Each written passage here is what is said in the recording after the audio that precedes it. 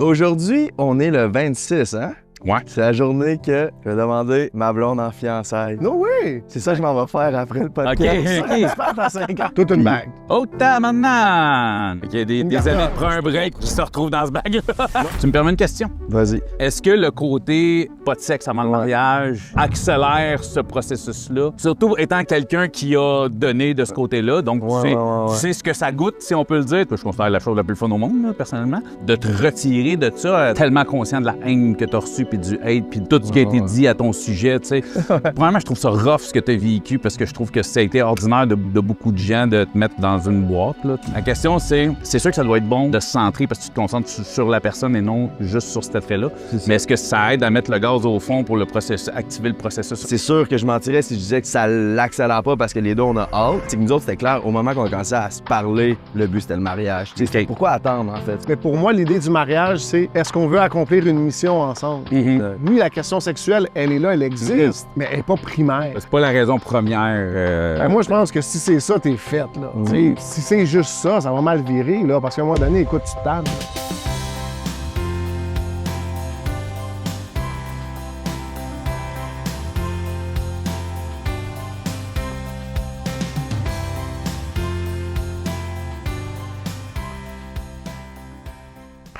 All right! Vous avez vu le teaser avec cette gros podcast.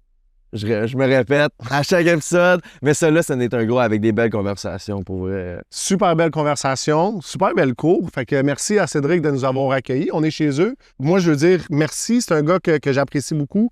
C'est la deuxième fois qu'on vient ici dans sa cour. La première fois, on se posait des questions, on dit on a un podcast. Pour de vrai, c'est... Moi, ce qui m'impressionne le plus de Cédric, c'est les résultats qu'il a obtenus avec son podcast à une vitesse comme fulgurante. En peu de temps, oui, c'est même pas encore 2 ans. Ben, c'est pas comme s'il y avait un gros following online, c'est pas comme si qu'il était famous ou quoi que ce soit. Hein? Ouais, on parlait de toi. Fait que, tu sais, les résultats qu'il a obtenus, qu'est-ce qu'il a réussi à faire, c'est vraiment... Il est là.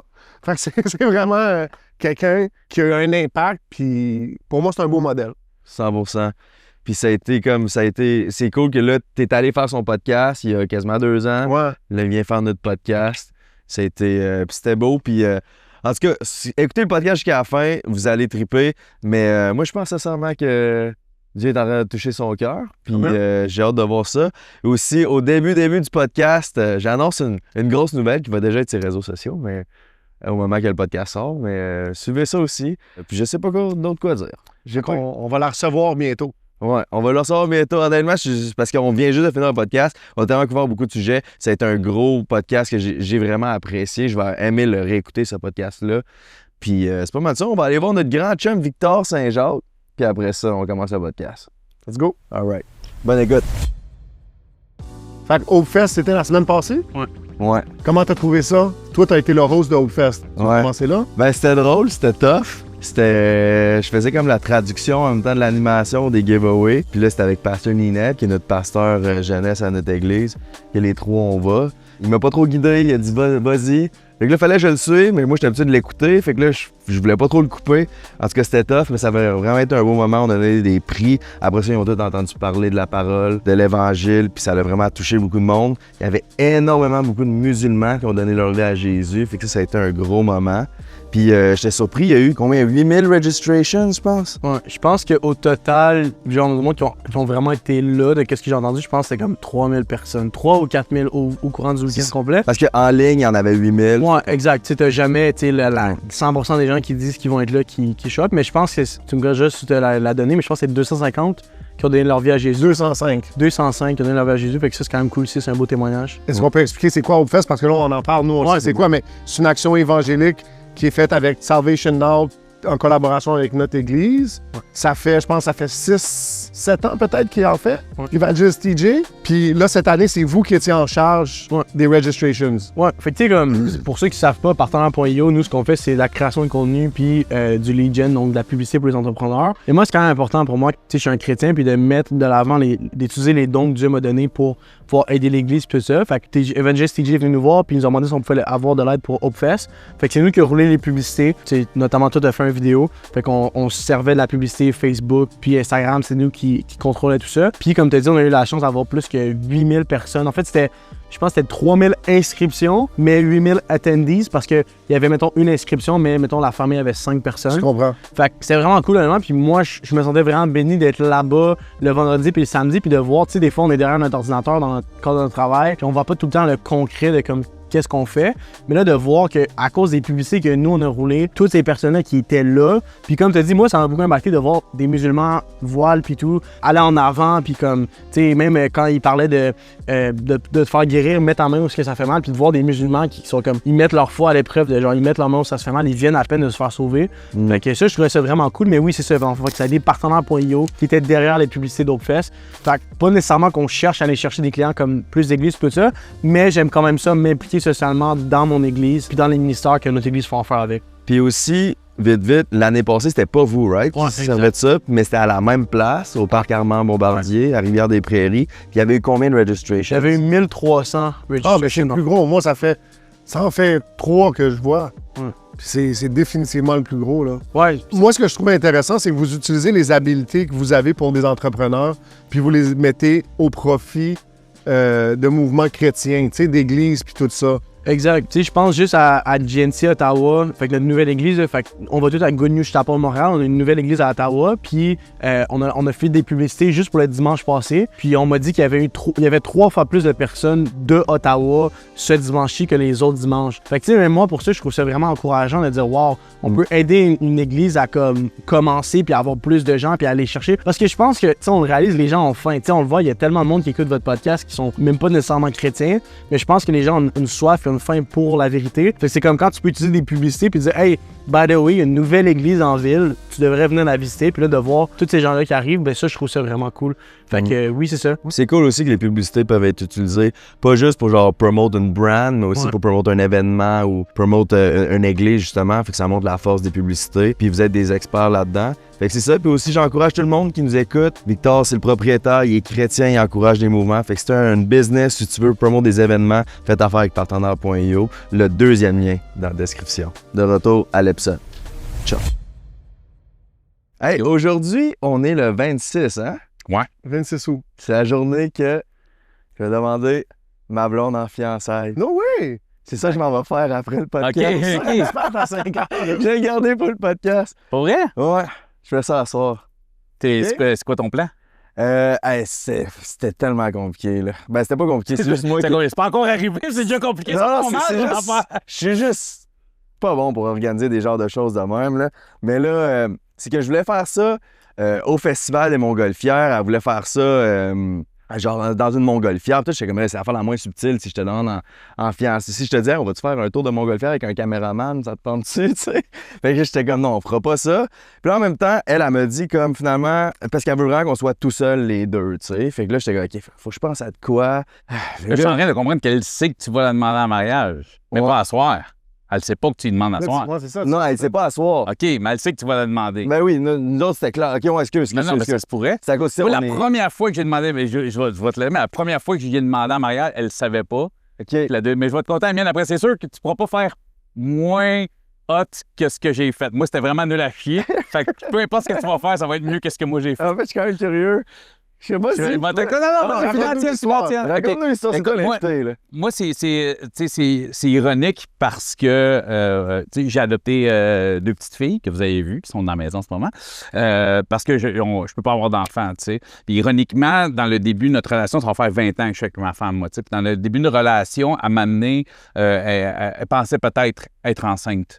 Là, les deux, on peut stresser. Ça fait 7, 8, 9 mois. On habite déjà ensemble, mais on a déménagé ensemble parce que ça adonnait, pas parce que on était prêts à ça. C'est juste que tant qu'à ça, on est aussi bien de se retrouver. Les deux, il se passait quelque chose dans nos vies. Fait qu'on s'est dit, puis là, c'est ça, on pense ça, puis tout ça. Là, on a fait le test, les deux, c'est pas le temps. Côté professionnel, on n'était pas là. Notre couple n'était pas là non plus. Puis c'était négatif. Ce qui aujourd'hui, c'est clair que c'était négatif. Ça. Ouais. Puis, quand on a su que c'était négatif, les deux, on s'est surpris à être déçus. Tu sais, autant que tu dis non, mais en même temps, on dirait qu'il y avait comme un arrière-pensée de faire comme peut-être, tu sais. Puis finalement, c'est ça. C'était bien décevant. Puis moi, le lendemain, tu sais, j'avais ça dans la tête. J'ai fait, hey, j'étais prête à avoir un kid avec cette fille-là. Fait que j'étais allé acheter une bague de fiançailles avec les moyens que j'avais. Bague qu'elle a toujours aujourd'hui, que je la harcèle pour la changer. Puis comme, non, elle veut rien savoir. Elle est comme, je veux une grosse garnotte, est-ce quelque chose? Je peux te payer quelque chose? Elle veut rien savoir, tu sais. Puis, tu sais, la preuve que, tu sais, ça, c'est vraiment pas une femme matérialiste, tu sais. Puis le lendemain, c'est ça, j'ai juste dit, j'étais allé acheter une bague, puis j'ai juste dit, écoute, dans les 4 prochaines années, j'aimerais ça que tu deviennes ma femme. Tu sais, on était en appartement à ce moment-là. Mais non, mais sachant, parce que je voulais y dire, j'avais besoin d'y dire, j'avais besoin qu'elle le sache, mais c'était pas le timing, mariage, monétaire, tout ça, on n'était pas là. Je voulais acheter une maison avant de me marier et tout ça. Puis les années ont avancé, où on a acheté cette maison aussi il y a 17 ans, puis tout ça. Puis là, ouais, ça fait longtemps, 17 ans qu'on est ici. Puis là, on commence à essayer d'avoir des enfants pour vrai. Puis là, c'est là qu'on se rend compte qu'on peut pas. Clinique de fertilité, il n'y a rien qui fonctionne. Là, on est dans le mode clinique de fertilité. On est là-dedans. Notre vie ne tourne qu'à l'entour d'essayer d'avoir des enfants. Il est 6h15, let's go, je suis en opération. On était vraiment là-dedans. Puis notre patio, c'était pas ça avant. Puis on était assis dans les marches. C'est à peu près où est-ce que t'es en ce moment. On était assis dans les marches. Les deux, on filait pas. C'était un peu de la crap. C'était l'été. Puis je me suis juste assis à côté d'elle. J'ai fait l'année prochaine. On se marie l'année prochaine. Juste comme changer le vibe de dire, on va focusser sur autre chose que les bébés. Ça marche pas. Puis, fait que, c'est assez proche de genre, les deux, on est un peu tristes. On est pas comme, on se marie-tu l'été prochain? Bah ouais. Tu sais, là, c'est comme un peu. Puis, on arrivait peut-être 5 ou quelques années, en tout cas, de 5-6 ans, là, après cette fameuse demande-là, j'avais dit 4 ans, finalement. Fait que, tu sais, ça peut pas être plus poche qu'on a de la peine, puis hey, on se marie l'année prochaine, changer le vibe. Fait que je pense que tu peux pas faire pire que ça. Puis, il n'y avait pas de caméra, moi. OK, fait que ça, tu l'as pas capturé. Mais moi, c'était important de comme... Parce qu'il y a du monde qui a comme des full belles photos de fiançailles, de caméraman professionnel. Moi, j'ai comme passé mes 7 dernières années de ma vie devant la caméra. Mais tu vois, quand tu as dit à retrouver ça, tu sais, sketch un peu, d'aller dans une montgolfière avec un caméraman, moi, j'étais comme à quel point l'option caméraman n'est pas une nécessité. Non, mais c'est ça. Mais même là, sans caméraman, mais là, j'étais comme, hey, on va-tu dans une montgolfière, tu sais, ça serait entendu à ça. Fait que là, j'essaie de penser, mais finalement, ça donnait pas. Puis honnêtement, c'est que je priais là-dessus, puis j'avais pas vraiment de paix avec cette affaire-là. Puis là, je voulais pas de caméraman parce que justement, j'ai passé toute ma vie devant les caméras, mais je voulais quand même capturer le moment. Fait que là, j'étais comme, OK, comment je peux faire ça? Fait que là, c'est là que j'ai dit, hey, j'ai acheté un trépied pour un iPhone. J'ai dit, je vais commencer à faire un petit montage cute, là. J'ai vu un TikTok, là. Puis c'est comme que tu me... Tu me tombes dans les bras, puis à toutes les places qu'on va faire cet été, je vais faire un montage, fait que ça va être comme un montage de notre premier été en couple ensemble, tu sais. C'est ça mon idée, pour que ça soit mon excuse pour pouvoir setuper un iPhone, pour pouvoir capturer le moment. Est-ce que tu l'as fait tout le long de l'été? J'ai commencé cette semaine, là. OK. Finalement, tu feras pas ce trend-là. Il y a genre 5 places, mais tu sais, je pense... C'est parce que là, c'est une autre affaire. C'est que, tu sais, bref, pour revenir un peu à ce que je disais, c'est que nous autres, c'était clair, au moment qu'on a commencé à se parler, le but, c'était le mariage. Tu sais, c'est pas pareil que... Un couple chrétien, c'est pas pareil que comme en dehors de l'église, right? Le but, c'était comme on couche pas ensemble, puis on développe une relation, mais le but, c'est de se marier. J'ai reçu quelqu'un cette semaine qui a une vie de criminel, qui a quelques années qui est avec sa blonde, puis là, il y a 1 an, ils ont décidé ils font chambre à part, tout ça, ils se marient quand la semaine prochaine, puis ça fait 1 an qu'ils font chambre à part. Tu sais, qu'ils ont couché ensemble là, pendant 2-3 ans, là, puis là, Pourquoi? Y avait-il une raison? Ils ont découvert l'Église. Okay. C'est ce qui l'a fait, lui, virer. Il avait déjà, lui, il a fait un changement de vie. C'est un gars de gang de rue de Montréal. C'est un gars natif de Québec qui est retourné à Québec. Puis, tu sais, il n'a pas été cool dans les premières années de relation. Il est retombé en conso, il est retombé dans ses conneries, tout ça. Puis, c'est ça. Elle est brésilienne d'origine, qui est la religion quand même assez présente. Puis, ils ont commencé à aller à l'église ensemble, puis ça les a changés. Là. Mais tu vois que c'est un gars qui cherchait, à un moment donné, il était rendu dans l'islam. J'étais rendu, j'allais en burqa à l'épicerie, puis tout ça. Mais il s'auto-radicalisait lui-même, là, tout seul. Là. Puis, il disait, je me trouvais pas cool là-dedans. Puis là, finalement, c'est l'Église qui l'a complètement changé. Je vais te l'envoyer. Parce que des beaux parallèles. Écoute, je me rappelais de notre conversation quand j'étais avec ce gars-là. Tu sais, il s'est pas rendu là, mais au point où tu t'es rendu, mais tu sais, j'y ai posé la question, puis il était prêt. Ouais. Tu sais, lui, il a été 3 fois, ils ont essayé de le tuer, puis il était prêt à tuer. J'avais pas brisé. Et j'avais peur pour la lumière et pour ma table. Scratché, par exemple. Ouais, scratcher, c'est pas pire, mais péter, j'aurais moins aimé ça, parce que je pense pas que je serais pourrais rester. Mais fait qu'on a une lumière qui est tombée sur la table. mais ouais, ça me fait penser, tu sais, comme... T'aurais pu l'attraper comme dans ton TikTok. Tu serais marié avec une lampe. Oh my God! Ça aurait été beau dans le montage. On va le refaire à la fin. Oh wow! Mais juste pour revenir à l'histoire du gars, comme il a cherché, puis il a trouvé Dieu, comme dans la Bible, ça dit « Ceux qui me cherchent me trouveront », puis pas surpris qu'il a trouvé Jésus s'il cherchait. Mais ouais, bref, je veux revenir. Fait que là, je t'ai pas conté cette histoire-là. Tu sais, quand t'es venu chez moi, là, puis je t'ai montré la bague, là, parce que t'es venu chercher une caméra, ben là, je pense que c'est cette journée-là, mais ça se peut que ce soit un autre, parce que des fois, ça fait genre 2 semaines qu'elle est dans mon tiroir. Fait que je sors le tiroir, je la check, je suis comme, waouh, puis après, je le range. Là. Toute une bague. Ouais. C'est quoi, 3? 2 points? 3 carats. 3 carats. Fait qu'il y a des années de prendre un break qui se retrouvent dans ce bag-là. Non, même pas, je travaille beaucoup de montage. C'est une blague. Beaucoup de montage pour Victor, notre cher sponsor. Que tu vas battre d'une journée. Oui, il se marie demain, lui. Il se marie pas, il fait sa demande. Shameless plug, si tu vois ce podcast sur YouTube, c'est parce qu'il est sorti 6 semaines d'avance sur Patreon. Mais ouais. Fait que... Oh, tabarnak! Mais je suis content, j'ai eu un bon prix. C'est exactement ce qu'elle voulait en plus beau. Ah ouais, de la misère à se mettre la main dans la poche. C'est ce qu'elle voulait. C'est son problème. C'est une belle pièce, Non, mais fait que là, c'est ça. Mais là, Manny est venue et dans le tiroir, je l'ai mis. Tu l'as laissé là, puis je l'ai pas fermé. C'est tellement toi. Ouais, elle l'a vu? Ouais, c'est sûr. Elle l'a vu. Mais là, j'étais comme merde. Là, j'ai fermé le tiroir, mais ça, elle l'a vu. Elle l'a pas checké à la bague, au moins. Puis là. Non, elle t'a dit qu'elle l'a pas checké, mais elle l'a checké. Elle l'a essayé. Elle l'a remis là, je suis sûr. Non, mais ça, c'est moi qui pensais. Mais j'ai dit, c'est sûr que tu l'as checké. Moi, je l'aurais checké. Mais elle me dit que non. Elle a aucune idée. Puis elle m'a posé la question de quoi qu'elle avait l'air la bague. Fait que j'aime la croire. Puis la Bible nous dit de pas mentir. Fait que. On a eu beaucoup de conversations sur ce sujet-là. Puis. Moi, je trouve qu'il y avait tellement des meilleures façons de préparer, puis je trouve que c'est comme sideways depuis le début. Là. Ouais, je sais.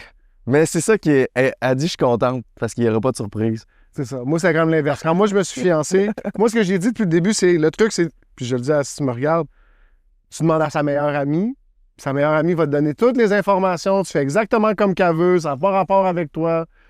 C'est sa journée à elle. Tu fais tout pour qu'est-ce qui, elle, va lui faire plaisir. Puis après ça, tu t'arranges de même. En même temps, si elle t'aime, là, tu sais...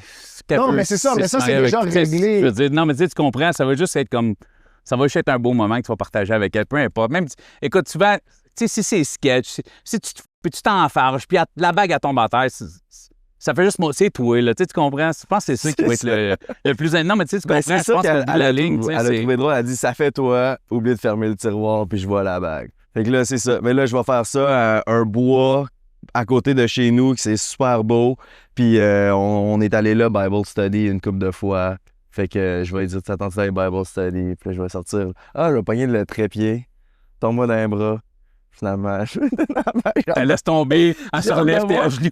J'ai hâte de voir ça va aller comment, mon affaire. Puis tu proposes avant qu'elle se tombe? C'est quoi? Je comprends pas le setup. Fait que là, toi, tu vas l'attraper. Non, je vais dire... Je pense que je vais lui dire comme tourne-toi de bord, puis je vais être à genoux. Genre. Je pense que c'est ça le plan. Moi, écoute, moi, ce que je ferais. Non, mais moi, je ferais ton trend. Tu le fais, tu l'attrapes, puis une fois, tu la relèves, puis une fois qu'elle se relève, tu te mets à genoux, clac. C'est peut-être mieux, Parce que ça va être. Non, mais surtout non, si tu fais ton vrai montage, fait que tu vas avoir cette scène-là, puis après ça, qui est ton final de ce montage des 5 scènes, maintenant. Non, c'est ça, j'allais le faire au deuxième, parce qu'on le fait tout le temps à 2 shots. Puis je l'aurais fait tomber une fois, puis un sure shot. Puis là, on le fait la deuxième fois. Tu vas l'échapper, elle va scratcher, elle va se cogner à la tête, elle va avoir mal à la tête, tu vas être là, puis elle va pleurer. Ah! Ça va être beau. Puis après ça, c'est ça. Puis après ça, on va au resto. Je m'en vais au Portus 360. Je sais pas si tu connais ça. C'est un resto qui tourne. À Montréal. Je suis allé à celui de Québec il y a 2 semaines. La Concorde. Concorde, sur le Concorde. Mais je sais pas si c'est où. Delta. Ça se peut, ouais. Ben, lui à Québec, ça fait le Delta aussi. Robert Bourassa. Ouais. Dans le temple. Ouais. Fait que Ouais, ça, je sais pas si moi, écoute, quand j'étais allé au Concorde il y a 2 semaines, c'est un 5 minutes d'adaptation. C'est assez au début, je fais comme Ça donne mal au je suis cœur, jamais capable de manger. Ouais, ça tourne. Je sais jamais Non, à non, mais Québec, ça- c'est pas que ça tourne vite. c'est que ça bouge. C'est le concept de. C'est parce que le milieu du resto Ouais, il bouge reste pas. là. Fait que ce concept-là, c'est étourdissant au début, mais ça prend 5 minutes. Ton œil, ton cerveau a fait le lien. Puis, mais au début, j'étais comme, mais ça coûtera pas cher. Cool, mais je te souhaite. Non, mais j'étais excité. Je savais pas. Je pensais à ça, là. Je voulais pas de quoi de full préparé, tu sais, comme. Puis, on pas te Tu mentir. voulais pas de quoi de full préparé, ça fait 5 setups. T'es over non, mais- préparé. Ben, oui, puis non, mais tu sais, comme. C'est que je suis des influenceurs chrétiens, puis il y en a qui se marient, puis que c'est comme. Ils font genre 8 reels avant leur demande de fiançailles. Là, après ça, 8 reels pendant. Tu sais, comme moi, je Mais veux. c'est pas. Je veux pas vivre ça juste pour la caméra. Mais je voulais capturer le moment, puis qu'on soit tout seul les deux. Fait que c'était comme ça qui m'est venu en tête. Là. Ben, tu sais, je pense que si j'étais aujourd'hui, à l'âge que j'avais à l'époque, j'aurais probablement essayé de filmer. Mais tu sais, je veux dire, à l'époque, si j'aurais voulu filmer ma demande, c'était comme le caméscope avec une cassette. Tu sais, ça aurait été quelque chose. Là. On n'avait pas des selles là, qui pouvaient filmer quelque chose. Moi, je suis plus fan de photos que de films. Dans ces choses-là, Moi aussi. la photo va beaucoup mieux marcher, puis va laisser place à l'imaginaire puis au souvenir, bien plus que le vidéo qui...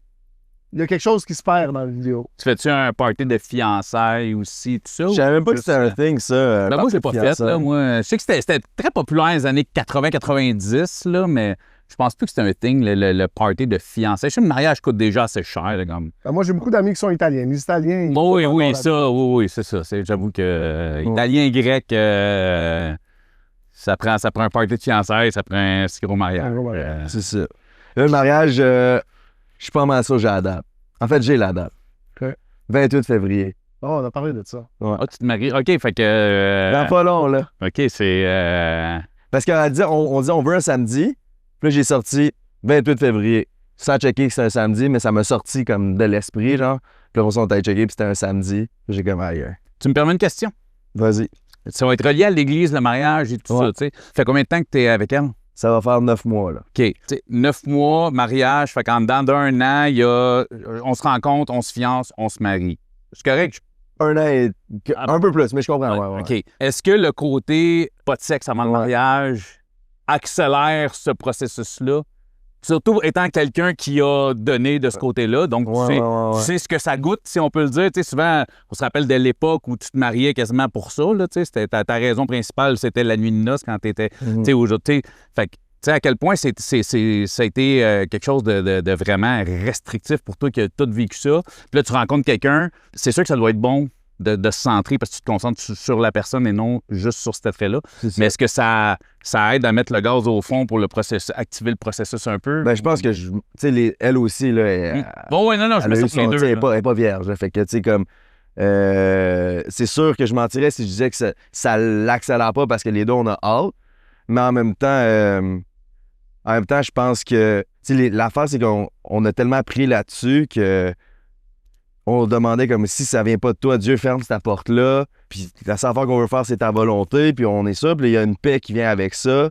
Puis quand tu sais que c'est la bonne, pourquoi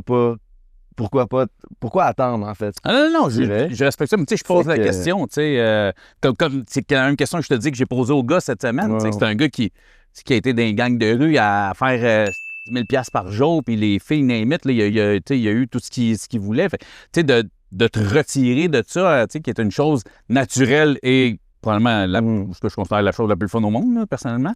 Fait que, tu sais, c'est de mettre un stop à ça. Fait que je me dis, tu sais, eux autres aussi, là, tu sais, ils ont hâte de se marier, là, tu sais. Non, mais c'est ça. Ça dit vraiment... dans la Bible, c'est mieux de se marier que de brûler avec passion. C'est Paul qui dit ça.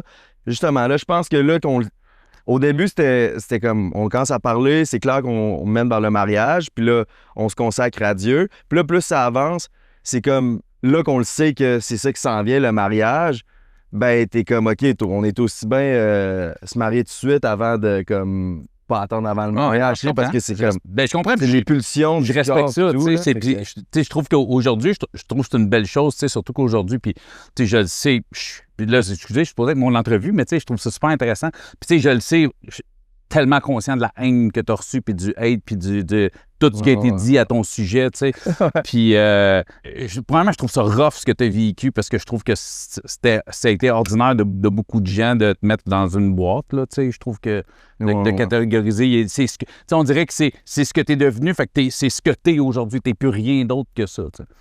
Ma question, c'est, est-ce que, avec ce que tu vis aujourd'hui dans ta foi et tout ça, aurais-tu été capable de rencontrer ou fréquenter une fille qui n'est pas dans l'Église ou quelque chose comme ça? Tu sais, est-ce que ça aurait été pour toi un frein de garder tes œillères vraiment vers les gens qui sont avec toi dans la même pensée religieuse que toi, mettons? De dater une fille qui vient pas à l'église, jamais. Okay. Mais, dans la Bible, ça dit de ne pas être sous le même joug qu'une non-croyante. Fait que si elle croit pas en Dieu, jamais. Okay. En même temps, mon histoire avec Victo, elle allait à l'église, elle a arrêté, elle a eu un chum puis tout, ils ont arrêté d'aller à l'église. Puis là, quand je l'ai rencontrée, elle y allait pas, mais elle me dit hey, j'allais à Good News Chapel, qui est le nom de notre église. Okay. Puis j'ai dit tu devrais revenir. Puis là, elle commence à revenir, puis là, on commence à se parler une fois qu'il était... Mais c'est ça, moi, jamais de la vie. Puis moi, je pense que tu ne recommanderais pas toi non plus. Ah, moi, mais tu sais, parce que tu sais, je comprends la question sexuelle que tu posais tantôt, mais pour moi, l'idée du mariage, c'est est-ce qu'on veut accomplir une mission ensemble? Mm-hmm. Tu sais, je donne le même exemple tout le temps. Tu sais, je pense que la majorité des gens, ils vivent le mariage comme ça. C'est toi, t'es là, puis là, on s'attire un puis l'autre. Puis c'est pour ça que ça crash souvent, parce que dès qu'un bouge, tu manques l'autre, tu sais. Mais je prends toujours l'image d'une voiture. Tu t'assis, puis tu t'en vas dans la même direction avec quelqu'un. C'est sûr qu'il y a un attrait, il y a un désir, il y a quelque chose qui t'amène ensemble, mais est-ce que tu fais confiance à cette personne-là pour accomplir ce que Dieu t'appelle à faire, puis est-ce que cette personne-là se sent appelée à faire ça avec toi, tu sais? Le modèle chrétien, c'est ça, c'est l'homme qui guide, qui mène, qui est le leader.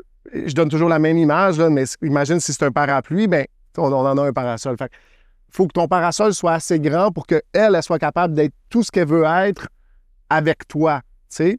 Puis je pense que souvent, c'est là où il y a des femmes qui se retrouvent dans des mauvaises situations parce que le gars, il veut juste une fille qui va faire à manger pour lui, qui va s'occuper des enfants, puis elle se sent appelée à accomplir plein de grandes choses, tu sais. Puis là, ben, son mari, il dit « Ah, reste-moi tranquille avec ça. » Tu comprends ce que je veux dire? Ouais. Il faut qu'il y ait un appel similaire, qu'il y ait une vision commune de dire on s'engage dans quelque chose ensemble. Tantôt, tu parlais puis tu disais, tu t'es posé la question, tu serais prête à avoir un bébé avec elle. Tu as dit, OK, d'ici 4 ans, on se marie. Là, vous vivez le désappointement, mais il y a quand même quelque chose qui vous lie ensemble, qui fait en sorte que vous voulez avancer. Fait que la réflexion est à peu près la même. Fait que oui, la question sexuelle, elle est là, elle existe, mais elle n'est pas primaire. C'est pas la première chose que tu considères. C'est pas la raison première. Ben moi, je pense que si c'est ça, t'es faite, là. Puis on en a parlé, puis si c'est juste ça, ça va mal virer, là, parce qu'à un moment donné, écoute, tu te tannes.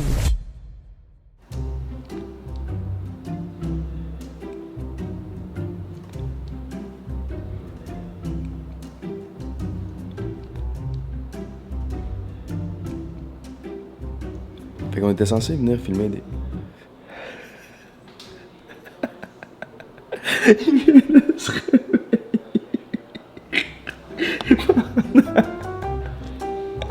On était censé venir filmer des pubs, mais savez-vous pourquoi il peut dormir autant bien, Manny? En ce moment, il est en déménagement, mais il a pas besoin de se casser la tête, il y a un courtier hypothécaire. Pour lui, on va aller le voir. Hey Nico, je me demandais ça, là. Manny est en train de s'acheter une propriété, là, mais il dort. Il est capable de se reposer, mais il est pas censé être dans le jus. Lui qui achète de quoi? C'est parce que moi et mon équipe, on s'occupe de tout chaque instant. Trời ơi, kiểu này chắc đủ đây luôn rồi đó anh em ơi. Je me fais hack là, qu'est-ce que je fais? Je fais des tables sur mon écran. Ouais, c'est parce que c'est trop lent, mais c'est pas compliqué pour toi là. Aïe, ça c'est hot. Fait que maintenant, je sais qui contacter si je veux m'acheter une propriété. Fait que si toi aussi tu veux la paix d'esprit, tu sais où nous trouver, nicolas.mortgages.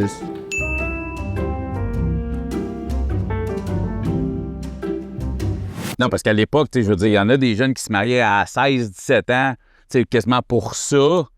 Puis, parce qu'à 16-17, c'est normal, les hormones sont là, fait que tu es guidé par ça. Mais 20 ans plus tard, c'est marié avec un cabochon, là, tu sais. C'est pas long, là. C'est pas long, écoute.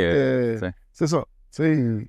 Moi, le désaccord, ce que je vois être un peu avec toi, là, c'est juste le fait que t'es l'homme, puis je considère qu'une femme peut très bien s'en sortir toute seule, puis accomplir ce qu'elle veut. Là, ça, je suis d'accord avec toi là-dessus. C'est ça. Mais Tu sais, je prends un exemple, comme moi, ma femme, tu sais, on n'est pas religion les deux, mais tu sais, on est deux personnes complètement différentes. Tu sais, je veux dire, tu nous regardes, les gens, ils comprennent pas ce qu'elle fait avec moi. Là. Tu sais, quand tu regardes ma femme, tu sais qui elle est. Tu sais, c'est une bolle à l'école, elle lit, fait des casse-têtes, elle est bien dans ses petites affaires. Musicalement, on est à deux opposés. Côté bouffe, on est à deux opposés. Mais tu vois, tu sais, la façon d'élever nos enfants, nos buts de vie sont les mêmes, par exemple. Tu sais, notre vision long terme est la même. Fait que, tu sais, c'est exactement, tu sais, on s'aligne, tu sais, nos idéaux politiques sont similaires, tu sais, l'éducation de nos filles, tu sais, c'est tout ça, tu sais, nos pensées premières, ce qui nous définit en tant qu'être humain sont similaires. Après ça, des goûts, ben ça se discute pas, là, tu sais. Ben, je te dirais, moi, je suis marié, là, ça va faire 1 an bientôt, puis c'est la même chose, là, tu sais, complètement différent, moi puis ma femme. Mais la vision commune est là, tu sais. Quand je parle de l'idée d'être le leader, pour moi, c'est ça, c'est si tu as deux personnes qui s'en vont dans des directions différentes, c'est sûr que tu vas avoir quelque chose qui va être dysfonctionnel. Tu sais. Tu vas avoir des coups parce que la femme est plus solide. Elle peut être le pilier, puis son homme peut aussi avancer parce que, tu sais, je veux dire, il y a des projets où est-ce que, tu sais, mettons, il y a peut-être des choses que toi, tu pourrais pas accomplir si tu n'étais pas accompagné de cette femme-là. Comme elle, il y a des choses que peut-être elle n'accomplirait pas si toi, tu n'étais pas là. Tu sais. Moi, je considère que... Mais si c'est elle qui mène, moi, je pense que c'est sûr que tu t'en vas, ça va mal virer. Ben je la connais pas, tu sais. Ouais. Tu sais, comme moi, tu sais, ma femme, moi, quand j'ai décidé là, que je devenais humoriste, puis que j'ai décidé que je lâchais une job à 90 000 par année pour faire des podcasts, j'avais un pilier sur lequel m'accoter. Financièrement, ça allait bien. Je le faisais parce que... Mais à quel point ça peut, là, je me pitchais un peu dans le vide, là, tu sais, puis j'étais un peu à la merci des gens qui écoutent, tu sais. Je veux dire, je suis pas maître de mes revenus en tant que tel, là, tu sais. Mais on a parlé, puis elle était comme, ben écoute, si, on a fait les calculs, elle gagne bien sa vie aussi, fait qu'elle a fait comme, je suis capable de, si jamais il se passe quelque chose, je peux prendre le lead financier, fait que j'avais... Pour moi, le lead n'est pas financier. Ce que tu viens de décrire, là, c'est exactement ce que je veux dire. Tu as une vision de où est-ce que tu dois t'en aller. Tu comprends ce que je veux dire? Puis tu t'en vas dans cette direction-là, puis elle vient, puis elle t'appuie. 100%. Tu comprends ce que je veux dire? Pour moi, c'est ça, être un leader. Ça veut pas dire que c'est toi qui porte tous les poids. Non. Et qui prend toutes les décisions. Mais tu fixes une direction pour ton couple d'abord, pour ta famille ensuite, puis c'est comme ça qu'on avance. Parce que je pense pas qu'elle serait où elle est si je n'étais pas dans sa vie, puis je serais pas où je suis si elle n'était pas dans la mienne. Est-ce qu'elle serait mieux? C'est pas, là, tu sais, mais, tu sais, je veux dire, je regarde où est-ce que moi j'étais quand je l'ai connue, où est-ce qu'elle était quand je l'ai connue, puis où est-ce que les deux, on est rendus.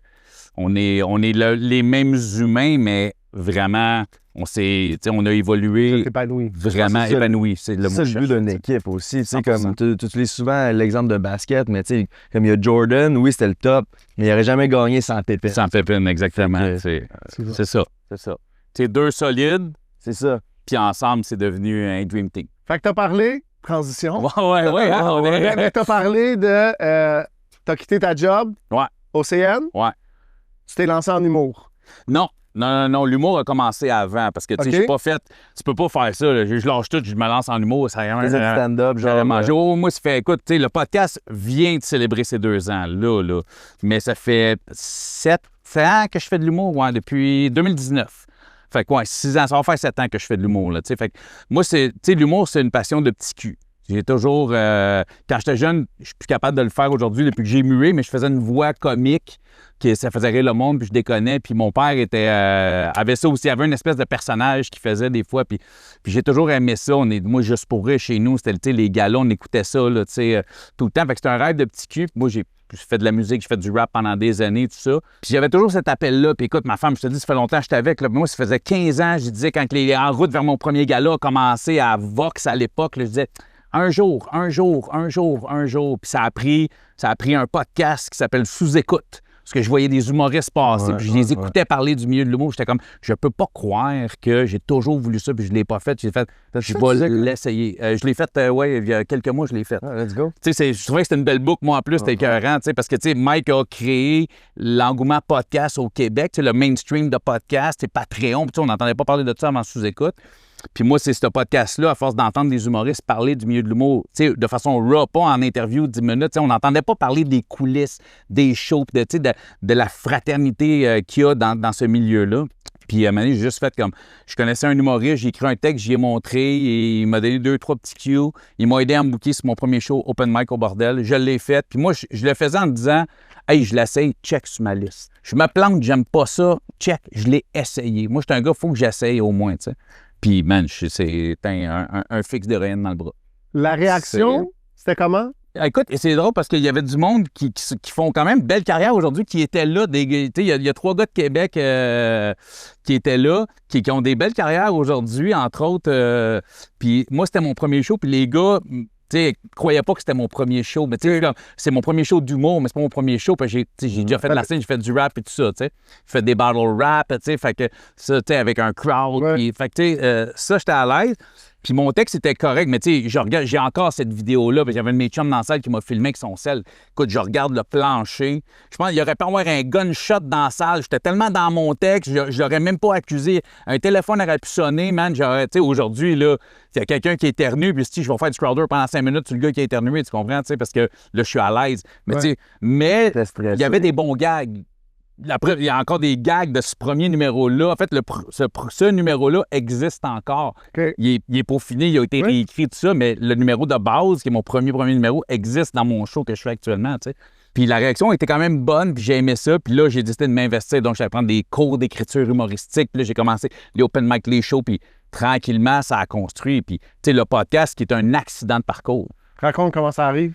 Moi, je voulais partir d'un podcast humoristique. J'étais dans l'idée, parce que là, j'ai fait beaucoup le Gong Show, qui est un show tourné au bordel, qui a un bon vibe sur Internet, et j'ai été celui qui l'avait fait le plus souvent, réussi le plus souvent. Tu sais, j'y allais à tous les mois. Pour vrai? Oh, ouais, j'étais dans 2024. Chiants, là, des fois, là. Ouais, mais tu sais, moi, au début, tu sais, il y a des humoristes qui disaient, ah, va pas là. Et tout, les gars, tout ce qu'ils veulent, c'est roaster des open micers, tu sais. Puis moi, je suis arrivé dans ma tête en me disant, je vais arriver tellement solide, ils ne seront pas capables de me démolir, tu sais. Puis c'est ce qui est arrivé, parce que personne ne me connaissait, à part avoir vu ma photo sur Facebook la première fois. Puis il n'était pas filmé, mon premier Gong Show. Au début, il ne le filmait même pas. C'était même pas un show Internet. Là. Puis c'est ça, les gars étaient comme...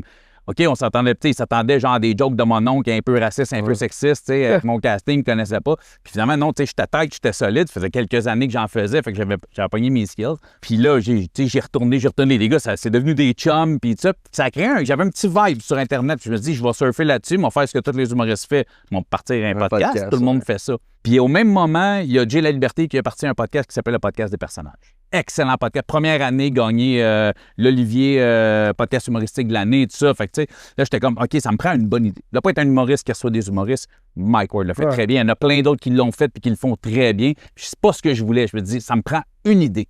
Une bonne idée. Puis là, ben, j'ai acheté un duplex, le locataire du bas. Il y a une sentence vie d'un vieux monsieur de 80. Je jase avec à tous les mois. Il me raconte un peu son histoire. Puis là, je fais comme... Ça me parle. C'est pas drôle, mais ça me parle. Ouais. Faut que son histoire soit entendue parce que je peux pas croire que ce monsieur-là a le stigma de quelqu'un qui a une sentence vie. Puis, tu sais, il parle, c'est pas lui. Ça a été lui, mais c'est pas cette personne-là aujourd'hui, tu sais. Puis, tu sais, c'est là que j'ai fait comme, hey, la réinsertion, ça marche, là, parce que lui, là, tu pourrais pas croire ça, tu sais. La preuve, c'est que mes parents, aujourd'hui, habitent au-dessus de chez eux, puis ma mère est opérée, puis il amène de la soupe à mon père, puis la dame qui habitait là avant, qui est décédée du cancer, il allait à tous ses rendez-vous avec elle, il en prenait soin, puis il est pas riche, là, tu sais, il a 83 aujourd'hui, là, tu sais. Puis c'est là que ça a parti, je me suis dit, je vais faire une dizaine d'épisodes là-dessus, parce que je pense que ça va intéresser les gens, je pense que c'est un message qui est important de passer, je pense que je connais assez de monde qui ont un parcours comme ça, qui se sont replacés dans la vie pour faire assez d'épisodes, puis écoute, ça n'a juste jamais arrêté parce que quand je suis venu pour l'arrêter, donc, je devais faire 10 épisodes, puis t'es le 11e. Ouais. Puis quand j'ai commencé à me dire... C'est le premier épisode qui a blow up, man? C'est parmi les bons, mais je te dirais que le premier épisode avec mon premier invité, il fait partie des gros. Le tien aussi fait partie des gros. Là. Si on n'a pas pété le 100, on ne doit pas être loin, mais je pense qu'on a passé le 100 000. Il a pété le 100 000. Il a pété le 100 000, c'est ça. Je le sais, c'est lequel qui a le plus gros vue, qui a dépassé le 200 000 sur YouTube. Mais quand je commençais à me dire, OK, c'est fait, je vais passer à mon projet humoristique, là, j'ai recommencé à recevoir des messages de gens qui me disaient ce que le podcast leur faisait, ce que ça leur apportait dans leur vie. Et là, c'est fait, OK, je pense que je peux pas l'arrêter. C'était pas une question financière, on va se le dire. Après les 8 épisodes, là, je perdais de l'argent là, à tous les Moi, je me mois, souviens, là. on parlait de ça. Là. Oh non, c'était... Tu venais d'avoir Patreon. Moi, je me souviens, là, on s'est assis, je savais pas c'était quoi, puis tu me dis, j'ai mon Patreon. Là, je comprenais pas trop de quoi tu me parlais. Ben, tu sais, ça venait de commencer parce que moi, ce que je faisais au début, c'est que je sortais un épisode aux 2 semaines sur YouTube, puis un à chaque semaine sur Patreon. Fait que, tu sais, c'était le but de grimper un peu, de dire au monde, tu sais, qu'est-ce que t'en veux entre les semaines, tu sais. C'était parce que j'ai rapidement vu que l'argent sortait de mes poches, là, tu sais. C'était le fun parce que moi, j'avais encore ma job au CN. Je me dis, je vais prendre mes cachets d'humour pour financer le podcast, tu sais. Mais j'avais pas un projet à long terme, là, tu sais. Éventuellement, oui, mais pour l'humour, vendre plus de billets. J'étais comme, c'est pas avec ça que je vais vendre des billets d'humour, c'est pas avec ça que je vais me faire ma notoriété en Le humour, but, c'était tu sais. de gagner de l'argent avec ton podcast? Non, le but, c'était... non, parce que à base, même quand je partais d'un podcast humoristique, le but, c'était une visibilité. C'est pour ça que je gardais ma job et que j'étais prêt à prendre mes cachets d'humour pour financer ça, pour éventuellement vivre peut-être de l'humour, tu sais, puis ou, tu sais, de faire plus... Mon but, c'était de faire des shows. Fait que, tu sais, si tu veux être booké sur des shows, ben faut que le monde te voie, faut que le monde te connaisse. Le monde, faut qu'il ait envie de te booker, faut qu'il ait envie de te voir, faut qu'il y ait de la demande pour toi, tu sais. C'est de même que ça marche. Fait que c'était ça le but. C'était pas de faire de l'argent du tout. Puis là, ben, j'ai commencé à recevoir ces messages-là, puis j'ai fait comme, je pense que je tiens quelque chose. Les vues étaient bonnes. Le monde me disait que pour un nouveau podcast, c'est très bon. Les gens qui sont dans le podcast me disaient ça, tu sais. J'ai dit, OK, ben écoute, je vais continuer. Puis là, j'ai continué, puis là, ça a pris vraiment une ampleur de plus en plus. Financièrement, il est devenu qu'il me coûtait plus rien, parce que ça n'a pas passé de « il me coûte de l'argent, j'en fais ». Ça a commencé « il me coûte de l'argent, il m'en coûte un peu moins, il m'en coûte plus ». Ah cool, je fais un 100$ par mois, je fais un 200, je fais « ah, je peux lâcher ma job ». Ça a pris 1 an, mais fiez-vous pas à mon histoire pour dire « je vais vivre de podcast ». Je suis un cas exceptionnel. Il y a pas beaucoup de gens qui vivent du podcast. Je connais plusieurs personnes qui ont des très bons podcasts qui fonctionnent, mais qui ne pourraient pas, mettons, juste faire ça. Moi, je pourrais que faire ça. Je ne fais pas que ça. Je continue à faire du stand-up. Je travaille en ce moment sur un nouveau projet aussi. Il y a plein de trucs. Là, je tire un peu à gauche, à droite parce que je ne veux pas tout mettre mes œufs dans le même panier. J'ai toujours été un gars business aussi. J'ai de l'immobilier et tout ça. Fait que j'essaie pendant que ça fonctionne. Fait que là, maintenant, le podcast est rendu, je le continue pour les raisons pour lesquelles je l'ai continué. Pour ce que moi, ça m'apporte, parce que ça m'a changé comme humain. Pour ce que ça apporte aux gens, pour ce que ça apporte aux invités. Beaucoup d'invités, là, tu sais, que ça change leur vie. Je te disais, tantôt, il y a 2 semaines, j'étais à Québec. Je marche avec ma femme, mes enfants, on est en vacances, je marche dans le Vieux-Québec. Puis, tu sais, je le vois, on me reconnaît beaucoup. On le voit, les gens qui parlent, là, tu penses, ah oui, je pensais, lui, tu sais. À Québec, c'est plus intense. Mais tu sais, le monde sont quand même cool, tu sais, mais tu le vois, tu te fais reconnaître, tu sais. Puis à un moment donné, il y a un gars, ça fait 3-4 fois, il marche, puis il se retourne, puis il sort plus à un moment donné. Il a juste lâché la personne avec qui il était, il est venu, puis il m'a juste pris la main, mais tu sais, une poignée, tu sais, avec un regard, là, me fait, man, ça fait 11 mois. J'ai pas consommé. Oh, puis c'est ton podcast qui m'a inspiré. C'est ton podcast qui fait que je consomme pas en ce moment. Mon podcast, c'est ces meetings. Là, tu comprends? Quand le gars, il fait le pas, il s'en plug un dans les oreilles, puis ça y rappelle, non, c'est là, je m'en vais si je commence à... Fait que ça, puis je te le parle, quand il me l'a dit, les frissons, puis j'en parle encore, parce que je fais, hey, je peux pas croire que moi, Cédric Bergeron, là, le gars... Qui jugeait cette personne-là, le gars qui a déjà vendu de la drogue, pas lui, mais à ces gens-là, fait ça. Fait que, tu sais, je le continue pour ça, puis je le continue aussi parce qu'à la base, le but était une visibilité, de faire des shows. Puis moi, je roule un one-man show. Les gens, souvent, le 3/4 des gens qui viennent me voir en show connaissent pas l'humoriste, mais veulent le découvrir parce qu'ils connaissent le gars du podcast. Il y a un capital de sympathie. Tu parles du background, tu sais, fait que c'était quoi ton exposure, mettons, qu'est-ce que tu connaissais du monde criminel? T'as-tu déjà fait du temps? Non.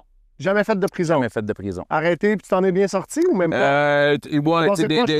Arrêté, on m'a couru beaucoup après, tout ça, il y a eu des enquêtes, j'ai jamais été sentencé. OK. Tu sens-tu comme que tu avais quelque chose de spécifique? En fait, c'est que, tu sais, c'est un milieu que je connais parce que, tu sais, j'ai beaucoup d'amis, j'ai beaucoup de connaissances qui en ont fait, qui traînent dans ce milieu-là.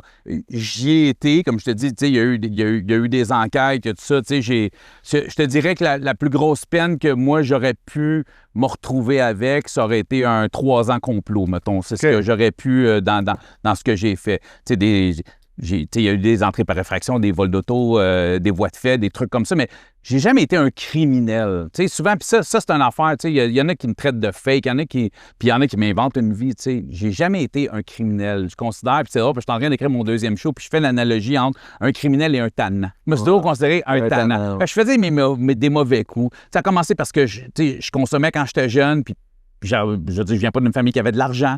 Fait que, tu sais, on faisait des mauvais coups parce qu'on n'avait rien d'autre à faire, parce qu'on n'avait pas d'argent. Fait qu'on voulait fumer du pot, puis on voulait faire de la messe, puis on voulait faire un peu de coke, puis ça prend de l'argent. Fait qu'on fouillait des chars, puis on volait du monde, puis on avait un nouveau numéro de téléphone d'un dealer qu'on connaissait pas, on le faisait venir, on le faisait. Tu sais, c'était tout. Mais tu sais, c'était pas. Je considère pas ça comme de la criminalité. Tu sais, Ça dépend pour qui. Moi, je suis c'est un criminel. Oui, mais tu sais, contrairement à des choses que j'ai vues. Moi, c'est comme c'est un jeudi soir. Mais tu sais, c'est ça. Mais non, mais tu sais, contrairement à des choses que j'ai vues, que des amis ont faites, que tu sais. Puis je pense que si je me suis pas rendu aussi loin que beaucoup de personnes que je connais, c'est parce que je suis plus chieux qu'eux autres, là, tu sais. C'est la peur? Qu'est-ce qui te faisait peur, mettons? On dirait que je n'étais pas attiré tant que ça. Tu sais, j'ai souvent fait parce que les autres le faisaient, parce que mes chums étaient là, ils étaient là-dedans, ça se faisait. Il y avait des fois par de l'argent facile. Tu sais, il y en a, tu sais, je suis retourné à m'amener, c'était vraiment pour consommer, là, tu sais, j'étais en dépression, je consommais, et donc je m'étais remis à vendre, je m'étais parti une petite run juste pour avoir assez d'argent pour consommer, m'en faire un petit peu plus, puis tout ça, j'étais vraiment isolé, j'étais dans une bulle. Mon frère qui m'a sauvé la vie à cette époque-là, qui est venu me sortir de l'appartement dans lequel j'étais, qui était dégueulasse. Fait que, tu sais, ça a toujours été ça, puis la dernière fois, après des années et des années je connais des gens du milieu, mais que j'ai rien fait à part de la vitesse en char, là, mettons, tu sais, j'ai rien fait d'illégal. Je suis replongé un peu pour le côté financier, mais je pense le côté un peu de challenge. Tu sais, le petit, manque un petit quelque chose, tu sais, la petite boule de... L'adrénaline. Je suis retourné pour ça, ouais. Puis, tu sais, tu vois, c'est là que j'aurais pu risquer de perdre beaucoup. Puis, tu sais, je le dis toujours, tu sais, j'ai été chanceux puis je cours vite. Tu sais, j'ai pas fait de s'entendre parce que, tu sais, je veux dire, on m'a couru après, me suis caché, moi. Le golf, là, le golf de Saint-Lambert, là, je connais toutes les bois, parce que je m'y suis caché souvent, là, tu sais, parce que la police nous courait après dans ce coin-là, parce qu'on venait de ce coin-là, puis fait que je savais où aller, comment me cacher là. Fait que, tu sais, c'est ça. Puis, tu sais, c'est ça. Moi, quand ils sont venus cogner à ma porte, ben j'étais out. Tu sais, quand ils sont venus poser des questions, essayer de me faire peur puis de me mettre de la pression, mais tu sais, je n'avais pas cette pression-là parce que j'étais out. Fait que tu sais, s'il y avait quelque chose sur moi, il l'avait, c'était déjà trop tard. Puis... C'est qu'est-ce qui t'a fait décider de sortir? Qu'est-ce qui t'a fait dire, OK, c'est fini, voici... J'aime pas ça trop en dire parce que ça donne trop de dates. En fait, c'est la raison pour laquelle j'ai commencé et la raison pour laquelle j'ai voulu arrêter. Parce que le petit challenge de faire comme me rejouer un peu dans ce game-là, c'est ce qui m'a fait avoir envie d'arrêter. Je veux plus être dans ce game-là. Okay. Parce que autant au début où je retrouvais quelque chose de le fun puis de cool, je trouvais plus ça le fun, je trouvais plus ça cool. Là, j'allais rencontrer, puis on m'en demandait plus, parce qu'au début, on m'a demandé un coup de main de 2 mois qui s'est échelonné sur beaucoup plus que ça, tu sais. Puis c'est ça, on commençait à me demander plus. Je rencontrais plus de monde, plus de gros monde, plus... Ça a commencé là quand la machine a sonné, là, il y avait une boule là, qui se créait là, de ça va être quoi le message que je reçois, puis fait que... Est-ce que ça vient de l'environnement? T'avais un chum peut-être ou quelqu'un que t'étais proche, te dit « Hey, Ced, j'ai besoin d'aide », puis en même temps, ben, c'est une couple de piastres dans tes poches, puis tu sais, la question, elle se pose pas. Fait que tu sais, bon... Il n'y a rien de grave, tu sais, faire un paquet, une affaire, bon, je sais pas c'est quoi, tu sais. Ben, je rentre pas dans les détails. Non, mais c'est ça, fait sans rentrer dans les détails, mais, là, t'as un chum, là, ton chum, ses affaires vont bien, fait que là, il rencontre d'autres personnes, il te présente à d'autres personnes, puis... En fait, ce qui est arrivé, moi, c'est qu'il a besoin d'un coup de main, puis je veux pas dire pourquoi, parce que ça met trop l'emphase. C'est qui cette personne-là qui est plus parmi nous de toute façon, mais encore là, je veux pas... Puis, en fait, non, c'est juste que la raison pour laquelle ça montait, c'est que j'étais bon. C'est ça. C'est parce que, tu sais, ça s'est pas mis... C'était déjà en plan, tu sais, c'est juste qu'il y a eu un manque de confiance d'une personne, fait que c'est pour ça qu'il avait besoin de se revirer. Il me l'a demandé, puis j'ai accepté, puis j'étais bon. Mais c'est ça, si t'es fiable, t'es à ton affaire. Fait que là, c'était un peu plus, puis un peu plus, puis là, c'est ça, là, ça fitait plus avec ce que je voulais. Puis ça faisait des mois, là, moi, là, que je levais le flag, là. Puis, fait que, tu sais, à un moment donné aussi, tu remarques dans ce milieu-là, puis je pense que tu es très bien placé pour le comprendre, c'était plus un chum, là. C'était mon boss. Fait que c'était... Là, c'est, tu sais, hey, oui, cherche quelqu'un, oui, cherche. Là, tu vas pas dire, c'est parce que t'as pas l'air de chercher fort, parce que là, ça va être quoi sa réaction? Ce que j'aurais pu lui dire, là, avant, là, C'est ça. j'aurais pu le regarder et dire, hey, gros tata, tu sais. Mais là, je peux plus lui dire ça. Fait qu'on n'avait plus la même relation en partant, puis tout ça. Fait que c'est ça. Puis même quand ça a arrêté, puis il a fait comme, on se rappelle dans 6 mois, tu sais. Parce que pour lui, c'est correct de prendre une pause des fois, laisser tomber à la chaleur, là, revenir. J'ai fait non, Mais tu sais, j'ai laissé flottante, j'ai pas dit un nom catégorique, tu sais. Dans ma tête, ça l'était. Puis c'est ça, quand j'ai eu de la visite, C'est encore plus clair. Ouais, là, c'était clair. J'ai envoyé la carte par photo, puis il m'a juste écrit « Bonne retraite Non, ouais. ». Ouais. Et j'imagine plus que tu allais deep là-dedans, là, plus que tu sentais que ça allait être tough de t'en sortir aussi. Ben, non, tu sais, il n'aurait pas pu me forcer de toute façon, là, tu sais. Je veux dire, à un moment donné, c'était pas sans rentrer dedans, mais il n'aurait pas pu me forcer. Mais le fun n'était plus là, tu sais. L'argent était là, mais on dirait que c'était rendu comme, hey, je m'en sac, là. Ouais. Là, c'est. C'est une job qui est désagréable avec du monde qui sont désagréables. Là, fait que j'avais plus de fun. L'argent était là, puis là, j'étais rendu, je m'en l'argent, là. Puis, tu sais, il a fallu que je tasse des gens de ma vie parce que ça concordait pas avec d'autres personnes. Fait que là, tu sais, c'était... il a fallu que... Tu sais, fait que c'est là que j'ai réalisé que, OK, non. C'était hors de ma vie, puis ça va le rester. Puis c'est sûr que c'est terminé, je ne remets plus jamais les pieds là-dedans. Même si toutes mes affaires plantent, puis tout ça, je vais... Tu sais, j'ai toujours travaillé dans ma vie quand même, là, tu sais. Ça a toujours été des à côté. Mais moi, c'est ça, tantôt, je te posais la question, puis c'est ça l'impression que j'avais. Tant que tu as un autre job, tu n'es jamais complètement impliqué. Ça a toujours Le été jour où ça devient juste ça que je fais. Je travaille légalement depuis l'âge de 14 ans. Mais j'ai longtemps in, out. Puis tu sais, il y a des fois, là, quand je te dis j'ai été chanceux, là, il y a des fois, c'est juste parce que j'étais comme out parce que ça me tentait pas, puis là, tac, ça a pété. J'étais pas là. J'étais juste plus là. Ça faisait 2 mois que j'étais plus là. Puis tu sais, 1 an après, j'ai comme, hey, Big, t'as-tu une place pour moi, ça run? Parce que, tu sais, les fins de semaine, je peux te donner les soirs puis les samedis, dimanches. Parce que là, c'est un site, je me suis mis un peu dans la marge, j'ai un peu trop party, là, je vais acheter une pièce pour un char. Puis, fait que, tu sais, je m'en mettais là-dedans une couple de semaines, tu sais, ça. Puis le genre. Fait que, tu sais, ça a été, tu sais, quand j'étais un petit peu plus vieux, tu sais. Ouais. Quand j'étais jeune, c'était juste des conneries pour des conneries. Le thrill. Mais tu sais, j'ai des chums de ces petites conneries-là qui, eux, ont échelonné, tu sais, ont continué. Puis c'est une des raisons pour laquelle, tu sais, ça fait partie, entre autres, des raisons pour lesquelles je suis parti de la Rive-Sud, tu sais, parce que c'était accessible facilement, parce qu'il y avait tellement de monde que je connaissais dans ce milieu-là.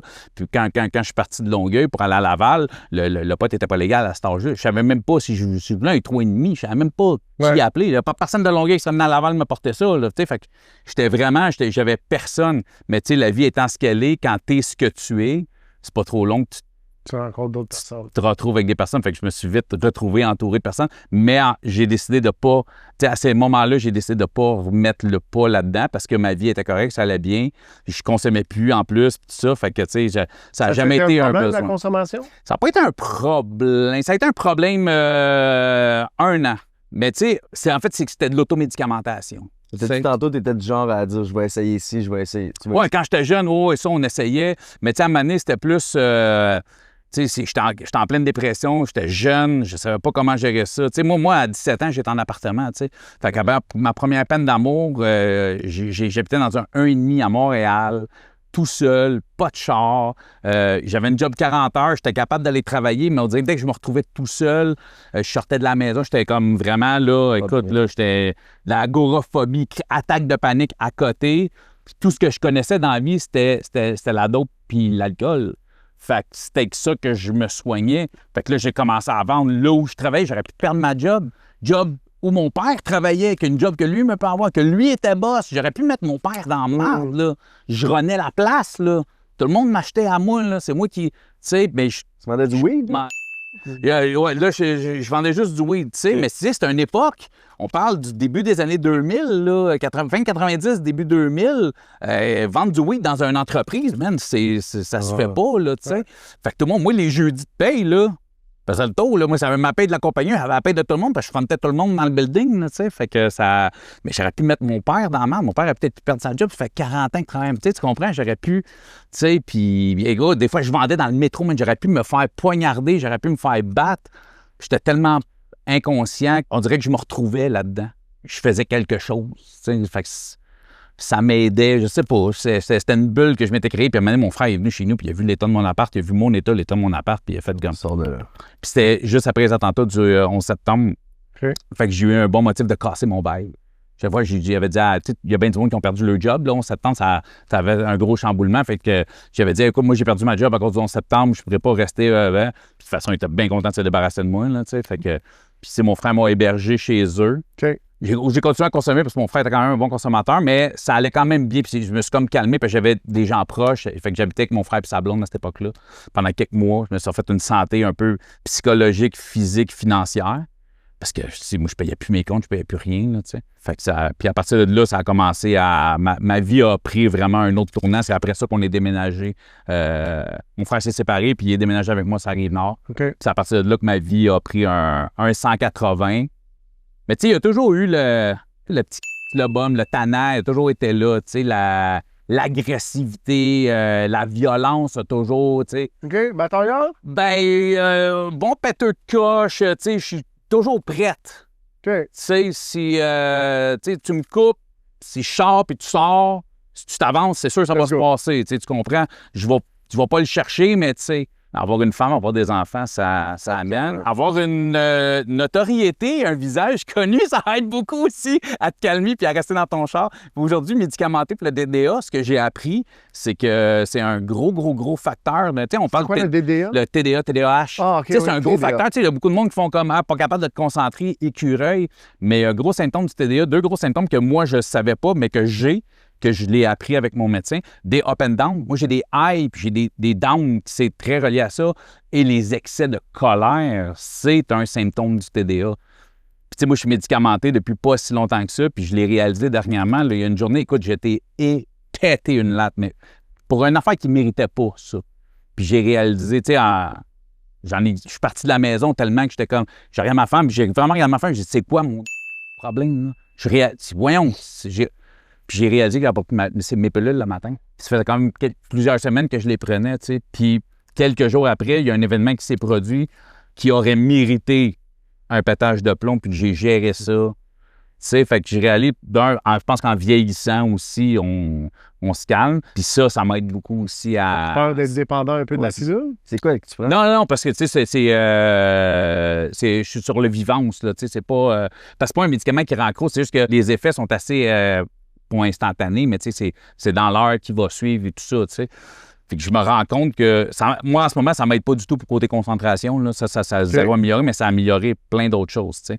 Mais tu sais, c'est ce côté-là aussi que quand tu grandis dans des coins qui sont pauvres, qui sont rough un peu, où le bullying est hyper présent, tu sais, ce côté-là reste en toi. De ne pas vouloir te faire marcher ses pieds, de ne pas vouloir te faire dévisager. Tu me regardes tout croche. C'est quoi ton problème? Tu sais, tu comprends? Ça, là... en guerre contre tout le monde, là. Un peu, tout le temps. Tu sais... Je pense que c'est un sentiment de... Je te l'explique, moi, de mon point de vue, mais c'est un sentiment de protection.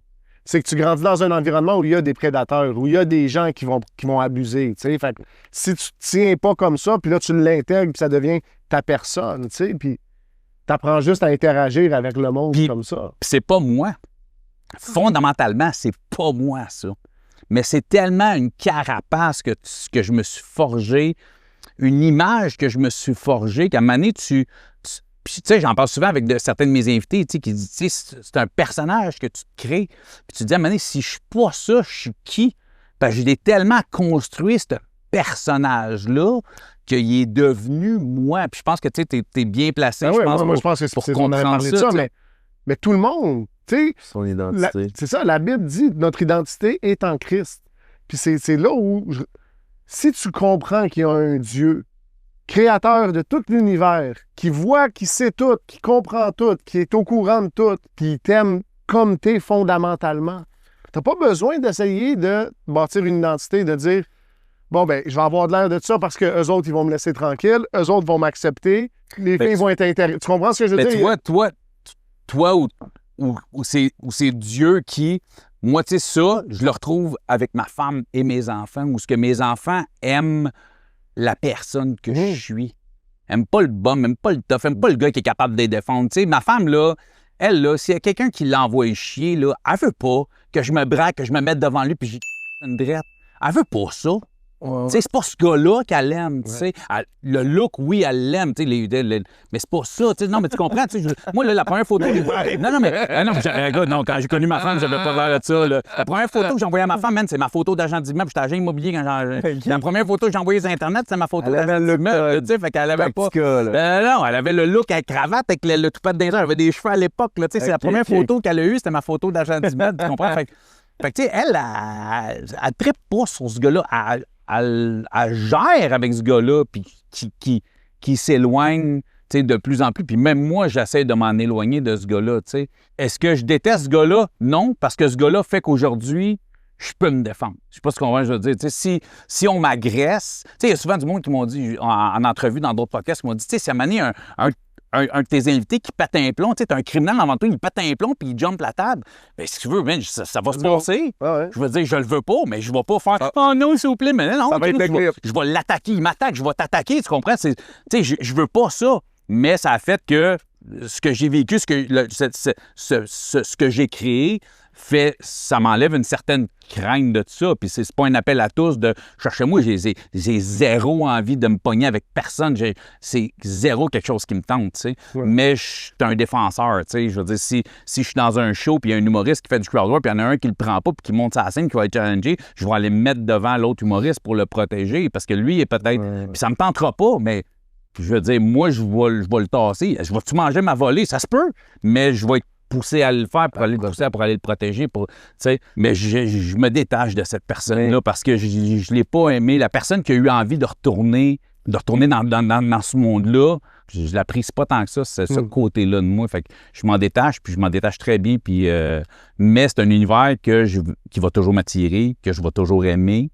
C'est drôle parce que j'ai reçu Ticazo, connaisseur Ticazo au podcast. Puis, c'était pas de mes sentences. J'aurais cette vie parce que je l'aime, cette vie-là. Moi, c'est quelque chose qui m'attire, mais je ne l'aime plus, cette vie-là, par exemple. C'est un peu la zone de confort. Mais tu sais, comme, il disait comme si tu t'es conscient qu'un Dieu t'aime, puis tu te dis, ben moi, je retrouve ça auprès de ma femme puis mes enfants.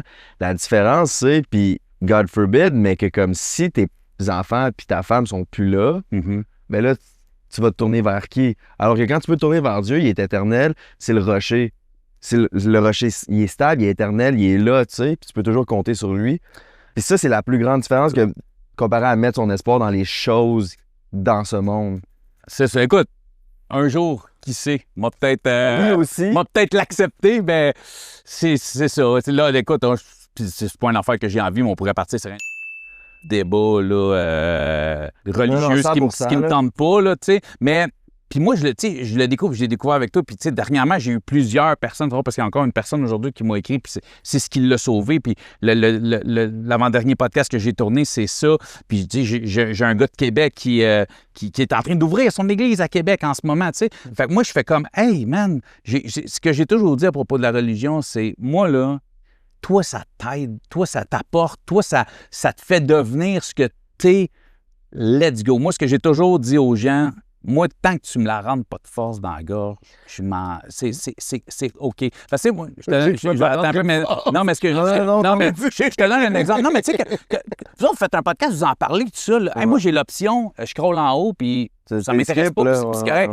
L'autre fois, je marchais sur Sainte-Catherine, puis il y avait un gars avec son micro, son speaker. Je sais exactement quel gars. J'avais pas le choix de l'entendre, tu comprends? Puis j'étais deux coins de rue plus loin, puis ton message est sûrement beau, puis t'es sûrement une bonne personne, mais je l'ai haï les 7 minutes avant parce que je l'entendais, quand je l'ai croisé, puis les 7 minutes après, je t'ai haï tout le long parce que tu m'as crié dans les oreilles, mais, que t'aurais parlé de n'importe quoi, tu me cries dans les oreilles, t'es agressant. OK.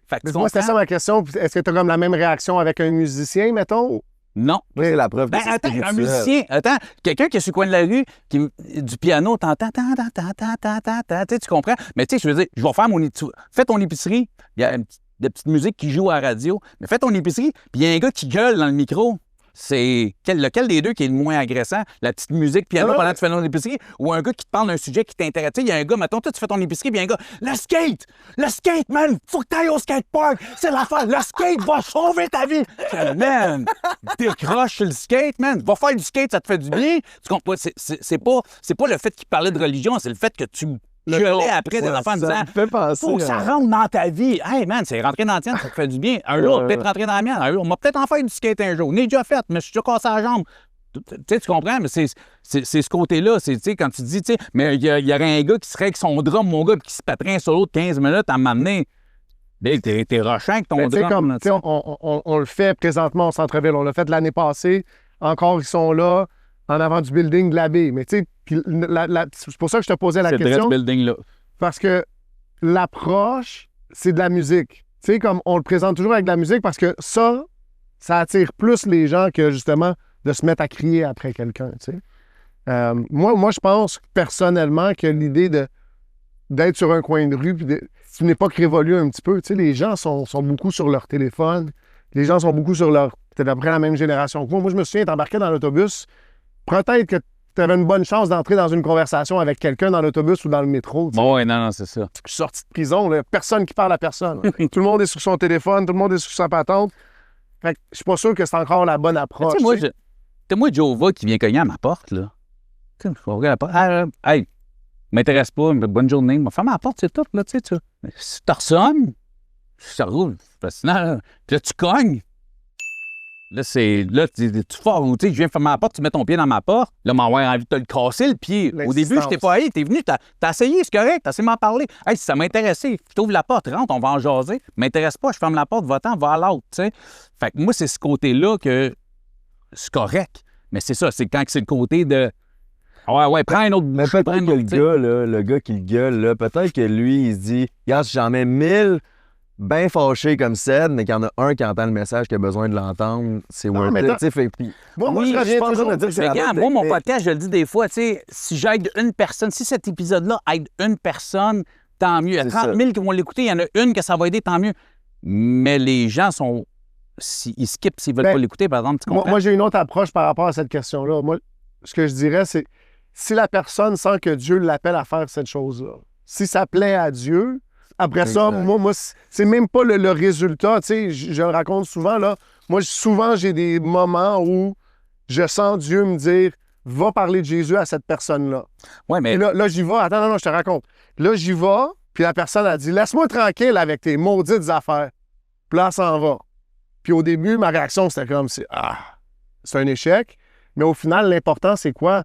C'est pas le résultat, c'est quoi mon obéissance à ce que Dieu me met à cœur. Mais ce gars-là, c'est ça qui est important. C'est sûrement pas de mauvaise personne, là. Je veux dire, je connais très peu de gens qui essaient de prôner la religion en étant, tu sais, il y en a malheureusement ce qu'on appelle des sectes, là, tu sais, mais, tu sais, je veux dire, je pense pas qu'à la base, lui, son but, c'est de se dire, moi, je m'en vais à Sainte-Catherine, faire chier du monde. Je pense pas que c'est ça son but. Mais c'est que... Moi, personnellement, c'est son résultat. C'est ça.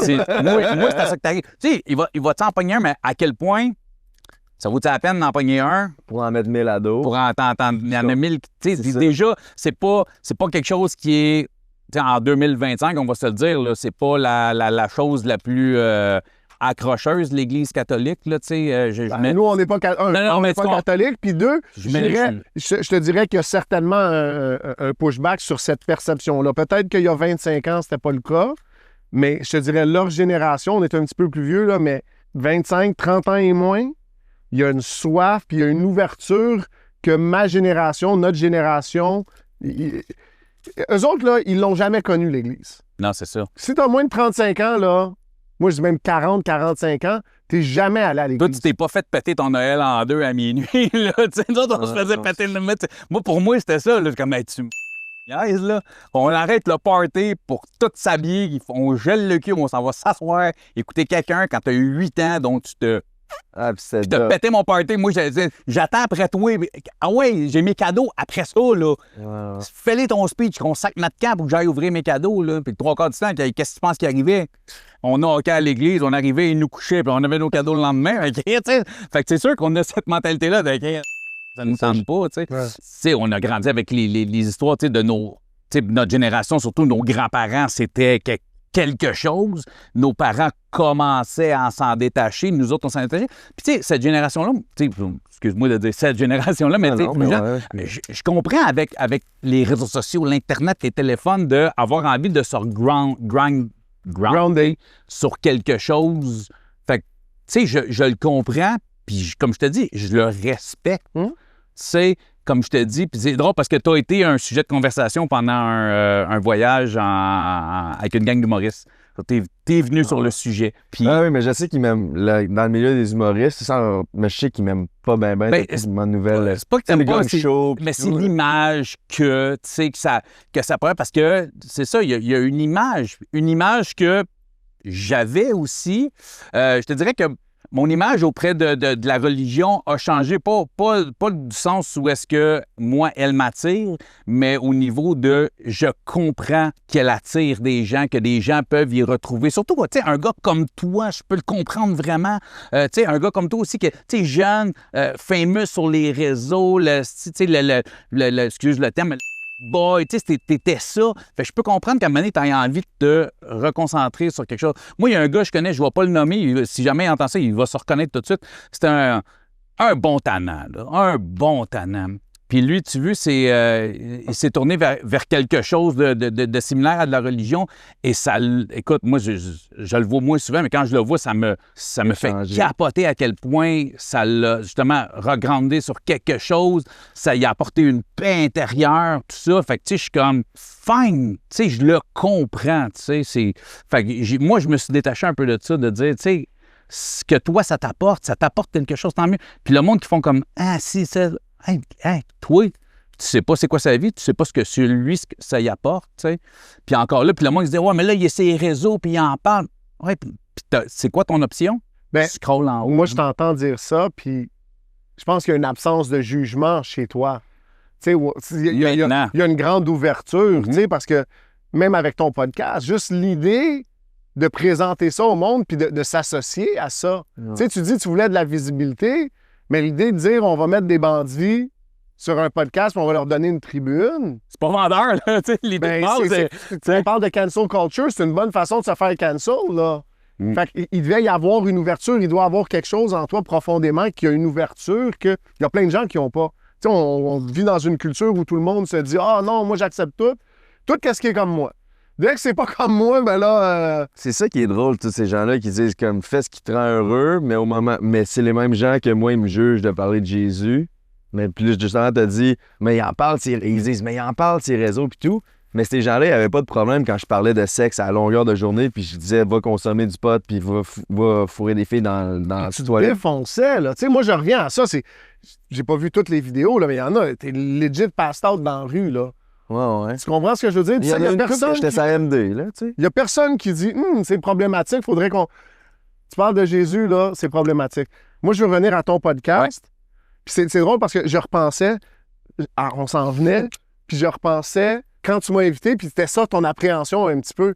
J'y comptais, on s'en venait en auto, puis tu dis, là, tu viens conter ton histoire, mais tu peux pas juste parler de Dieu. En fait, je me souviens exactement parce que c'est quelque chose que j'ai répété à d'autres personnes aussi. Moi, j'ai dit, puis c'est exactement, je me souviens, mon gars, ce que je t'ai dit. Je t'ai dit, ça fait partie de ton histoire, ça fait partie de ta réinsertion. Je l'accepte, je le respecte, mais le but est pas, je veux pas faire un épisode de propagande religieuse. Ça. Moi, c'est ça la phrase que... Non, mais tu sais, j'étais comme... Parce que ce que je veux, c'est ton histoire. Ça en fait partie. Fait que, c'est sûr qu'on va en parler. Je veux qu'on en parle parce que ce que ça t'a fait, ce que ça t'a changé, l'homme que t'es devenu, c'est grâce à ça. Mais je veux pas juste que tu me parles de ça parce que ce que je veux, c'est ton histoire, ton parcours, ton vécu. Ça en fait partie, parfait. Ça. Mais tu sais, si tu avais juste parlé de ça ou tu avais juste calé ça, puis ça, je l'aurais probablement pas sorti parce que, comme je te dis, quand ça fait partie de ta vie, all-in, mais c'est pas... Ça n'a pas toujours été ça ta vie, puis c'est pas que ça ta vie non plus. Je veux dire, tu as un podcast aujourd'hui, tu es marié, tu as une femme, tu as un enfant. Je veux dire, ta vie n'est pas que ça. Fait que c'est pour ça que je voulais dire, tu sais, viens, parle-en, mais je voulais pas que ça devienne un podcast de propagande, tu sais, parce que je considère que mon podcast est un podcast de propagande. C'est un podcast de propagande sur la réinsertion et la réhabilitation. C'est ce que je veux prôner. Donc, Et quelles sont les avenues? Bien là, il y en a plein. Ça en fait partie. Les thérapies en font partie. Le sport en fait partie. L'amour en fait partie. Tu sais, des gars, c'est une femme qui a changé leur... Tu sais, je veux dire, fait que c'est toutes ces options-là. Fait que je me dis, si on parle de toutes ces options-là, tu vas peut-être en trouver une. Ça va être la même que toi? Ça va être la même que lui? Ça va être la même que l'autre? Ça va être d'écrire des tunes? Ça va être d'écrire du stand-up? Ça va être de faire du bénévolat? Je ne sais pas ce que ça va être, mais il faut en parler de toutes les avenues qui ont été bonnes. Puis il y a peut-être des gens, après t'avoir écouté, qui ont fait « Hey, je vais essayer », puis qui sont allés 3-4 fois à ton église. Puis il y en a peut-être qui sont partis. Encore maintenant, j'ai du monde qui je viens de voir ton... Oui, ils me font rire. Je viens de voir ton podcast. Fait que là, je réponds, OK, nanana. Lequel? Non, mais même pas dans ma tête, je me dis, ils ont vu pour de vrai. Là, ils me disent, avec Cédric Bergeron, OK. Cool, je suis content. Ah, ouais. Ah oui, mais écoute, moi, je le vois, tu sais, chaque épisode fait en moyenne 30 000, mettons, visionnements par épisode, tu sais. Mais j'ai 450 000 visionnements YouTube par mois. C'est ça. Puis si tu calcules en moyenne 4 épisodes, fait que c'est 120 000 des nouveaux épisodes, mettons, qui vont être regardés. Il y en a 300 000. Il y en a 300 000, il y a des gens qui réécoutent des épisodes, il y a des gens qui découvrent. Fait comme, je connaissais pas ça, je suis tombé sur un TikTok, je suis allé voir, où il y a du monde qui ça fait 1 an qui voit mes TikTok qui se font, hey, je vais aller découvrir, là, il y en écoute un. Ou, je connais cette personne-là, je vais regarder, je l'ai déjà vu, lui. Puis là, puis là, il repart à zéro. Puis, parce que l'avantage, c'est que le timeline, tu sais, ton épisode dans 10 ans, quelqu'un peut l'écouter. Là. Encore pertinent. C'est... Ma question, ce serait ça. Pour toi, c'est quoi les épisodes forts? C'est qui les personnes fortes que tu as rencontrées qui sont comme, wow, ça, je suis vraiment... Peut-être que tu as fait des views, peut-être que c'est pas juste des views. Non, je ne vais même pas au niveau des views. Mon premier invité, ça, il est revenu pour la 100e. Ouais. Tu sais, ça, c'est... En plus, parce que c'est quelqu'un que j'ai appris à connaître avec le temps, puis je fais comme... Écoute, la plus grande... Tu sais, t'es une belle preuve de réinsertion, mais je te connais pas au day-to-day. Tu sais, lui, je le connais, je le vois plusieurs fois par mois. Je vois mes parents, il est là, tu sais. À tous les mois, c'est mon seul locataire qui me paye encore cash, tu sais. Fait qu'à tous les mois, je vais le voir, puis ça. Fait que, tu sais, lui, c'est vraiment... tu sais, d'un, c'est l'inspiration du projet, tu sais. Qu'est-ce qui était spécifique à son histoire, mettons, qui t'a marqué ou qui t'a touché? Bien, c'est la personne qui était puis la personne qui est devenue, qui est 90% des gens que j'ai reçus, c'est ça. La personne qu'ils étaient, la personne qu'ils sont devenus, c'est deux personnes différentes. Puis c'est ça, moi, que je veux montrer. Ce que tu as déjà été, le geste que tu as posé n'est pas nécessairement ce qui te définit, tu sais. Fait que, tu sais, des gens qui ont eu des gros... Tu sais, j'ai eu des gens non criminalisés qui sont venus au podcast, mais qui ont eu des énormes problèmes de consommation, tu sais, puis qui se sont mis à dos plein de gens, puis qui ont fait bien des conneries, puis bien du mal à des gens qui aimaient beaucoup, puis aujourd'hui, des gens qui veulent juste redonner. Fait que, tu sais, de dire, ouais, ça, c'est l'avantage d'avoir un parc en arrière de la maison avec des enfants. Fait que, tu sais, c'est ça. Lui, il était marquant. J'ai Leila qui a été très marquante, qui est une jeune fille. Elle est venue enceinte sur le bord d'exploser. Elle a 20 ans quand elle est venue faire le podcast. Mais, tu sais, de voir le parcours de vie de cette jeune fille-là à 20 ans, j'étais comme, wow! Puis elle est encore... Ben écoute, elle, tu sais, est née d'une mère alcoolique qui faisait de la prostitution, d'un père violent, pusher. Elle a sauvé la vie de sa mère parce que son père était extrêmement violent en sautant sur son père qui était littéralement en train de tuer sa mère. Des fugues, elle s'est retrouvée en centre d'accueil, des fugues, pimpée, enfermée dans une chambre d'hôtel pendant 8 mois à se faire droguer, tomber dans la consommation, fréquenter, se trouver un chum qui est un trafiquant aussi, toutes ces choses-là, qu'elle est tombée dans la consommation puis qu'elle a arrêté de consommer. Tout ça à 20 ans, elle est dans les meetings AA, elle a eu un enfant, la DPJ, ils ont enlevé, l'enfant est adopté. Là, elle a son deuxième avec un gars qui l'aime, qui en prend soin, qui est un ami. De dire, elle a été entourée d'hommes malsains toute sa vie, puis c'est à 20 ans, après tout ce qu'elle a vécu, que finalement, elle retrouve une paix. Mais tu sais, c'est pas normal qu'à 20 ans, tu trouves une paix parce que tu as tout vécu ça. Fait que tu sais, ça, tu sais, j'ai René Pétillon, qui est un gars qui a fait... Tu connais René, tu sais, fait que c'est quelque chose de... Tu sais, un gars qui a des antécédents, puis des antécédents, qui a fait du in and out toute sa vie, puis la consommation l'a poussé à une psychose toxique, double homicide, tu sais, puis tu parles à René, s'il ne compte pas son histoire, si jamais tu te doutes que ce gars-là a, écoute, avec sa sentence-vie, puisqu'avant, là, il y a 30-35 ans peut-être derrière les barreaux, là, tu vois pas cette personne-là. Tu sais, toi, tu sais, fait que c'est des épisodes comme ça, tu sais, des gars qui ont été tellement deep. Puis, écoute, deux gars qui se mixent un peu ensemble.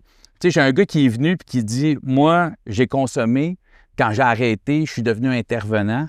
Puis là, tu as un autre gars qui s'appelle Yannick Goulet qui a un podcast aussi. Bon, fait que vous connaissez bien Yannick aussi. Puis Yannick, il vient et il dit, lui, il m'a aidé. Tu sais, ça a été un de mes intervenants. Puis tu veux, lui, il a rechuté. Puis c'est Yannick qui l'a aidé à remonter à la pente. Fait que, tu sais, c'est comme le gars, c'est un ancien toxico intervenant qui a aidé Yannick, mais qui a retombé. Puis Yannick. Fait que c'est cette mécanique-là de dire. L'entraide, l'évolution de ces gens. Tu sais, Yannick, là, c'est un gars, là, tu parles à ce gars-là, il te donne des frissons, c'est chaleureux. Écoute, c'est les meilleurs hugs que j'ai eus dans ma vie, c'est lui qui me les a fait. Puis au début, la première fois qu'il m'a pris dans ses bras, puis déjà, c'est une pièce, là, Yannick, là, prend dans ses bras, puis là, c'est vraiment long. Comme arrêté dans ma tête, c'est comme, c'est vraiment long comme accolade, tu sais. Puis à cette heure, je le vois, puis je la prends, son accolade, parce qu'elle est bonne, son accolade, tu comprends? Tu sais, je t'entends dire ça à cette heure, tu le vois. Y a-tu des gens avec qui tu as maintenu des relations?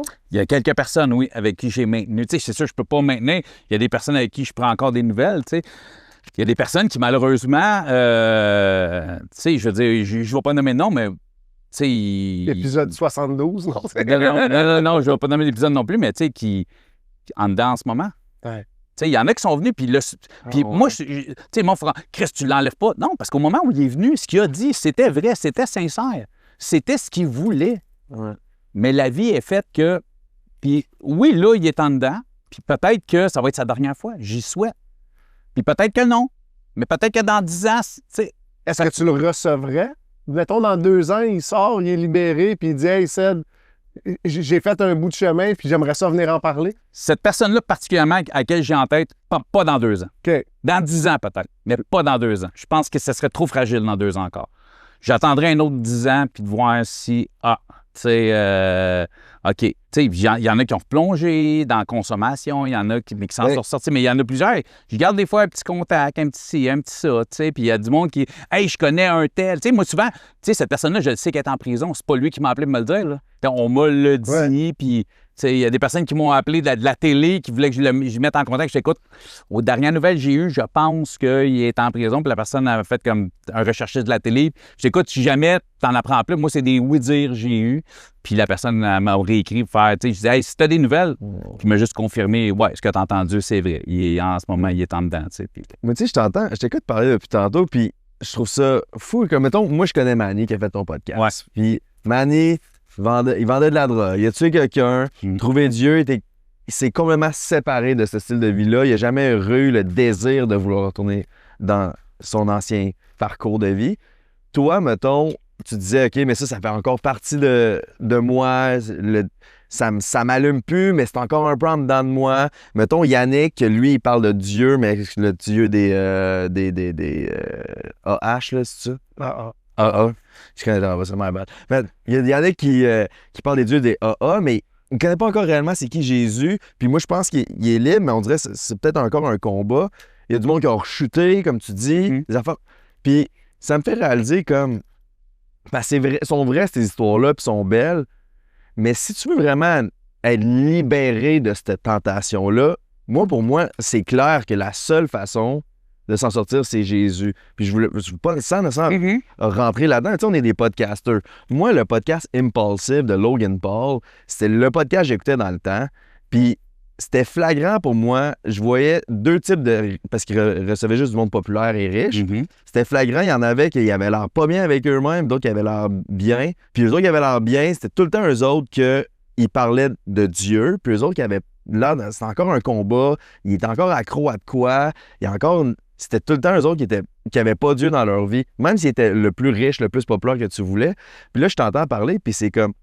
Moi, pour moi, c'est ça, je dis, c'est flagrant. Pour moi, la seule option d'être 100% libre de ton passé, c'est Jésus. Puis là, tu te dis comme, mais là, je suis TDAH, je suis colérique.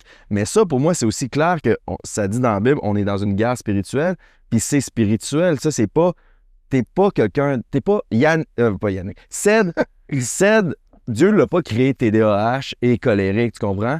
Ça, c'est un mensonge de l'ennemi que toi, t'as cru et tu crois encore à ce jour. Mais pour moi, ça, c'est pas toi. Et je comprends ce que tu dis. Mais toi, tu y crois. Toi, ça t'aide. Toi, ça te fait du bien. Est-ce que ça existe? Est-ce que ça existe? Tu vas me dire oui, je comprends. Mais tu sais... celle-là était... Tu sais, mais c'est ça, c'est... Faut... Tu sais, quand du monde dit « Je l'ai laissé entrer dans ma vie, puis ça m'a fait du bien. » Tu sais. Peut-être que mettons, je me mets ce défi-là, je dis « Je le laisse rentrer. » Mais c'est pas parce que je le laisse rentrer qu'il va rentrer, parce que, tu sais, pour moi... peut-être que ça fonctionnera pas. Tu sais, il y en a... Tu sais, moi, le dernier que j'ai reçu, c'était un gars là, qui allait de reculons, là, vraiment, là, tu sais. Ouais. Puis pendant le speech, il y a une affaire que le prêtre a dit, ça là, il s'est mis à pleurer, mais à pleurer en toffe, là, personne ne me regarde. Puis il dit, je suis arrivé chez nous avec ma femme, je suis descendu au sous-sol, les valves vont ouvertes. Mais tu sais, en même temps, j'ai un gars qui est venu, un fighter, un violent, un agressif, un casseux de face, là. Tu sais, c'était ça, là. C'était le séquel, là. C'est le même que le monde l'appelait, là. C'était ça, sa vie, là. Tu sais, se battre du monde, c'était ce qui l'allumait, c'était son personnage, c'était lui. Puis c'est en thérapie de genre pour sauver du temps. Puis il y en a un qui est arrivé, puis il y a un intervenant qui a rentré dedans, qui a parlé, bang, bang, puis c'est ça qui l'a...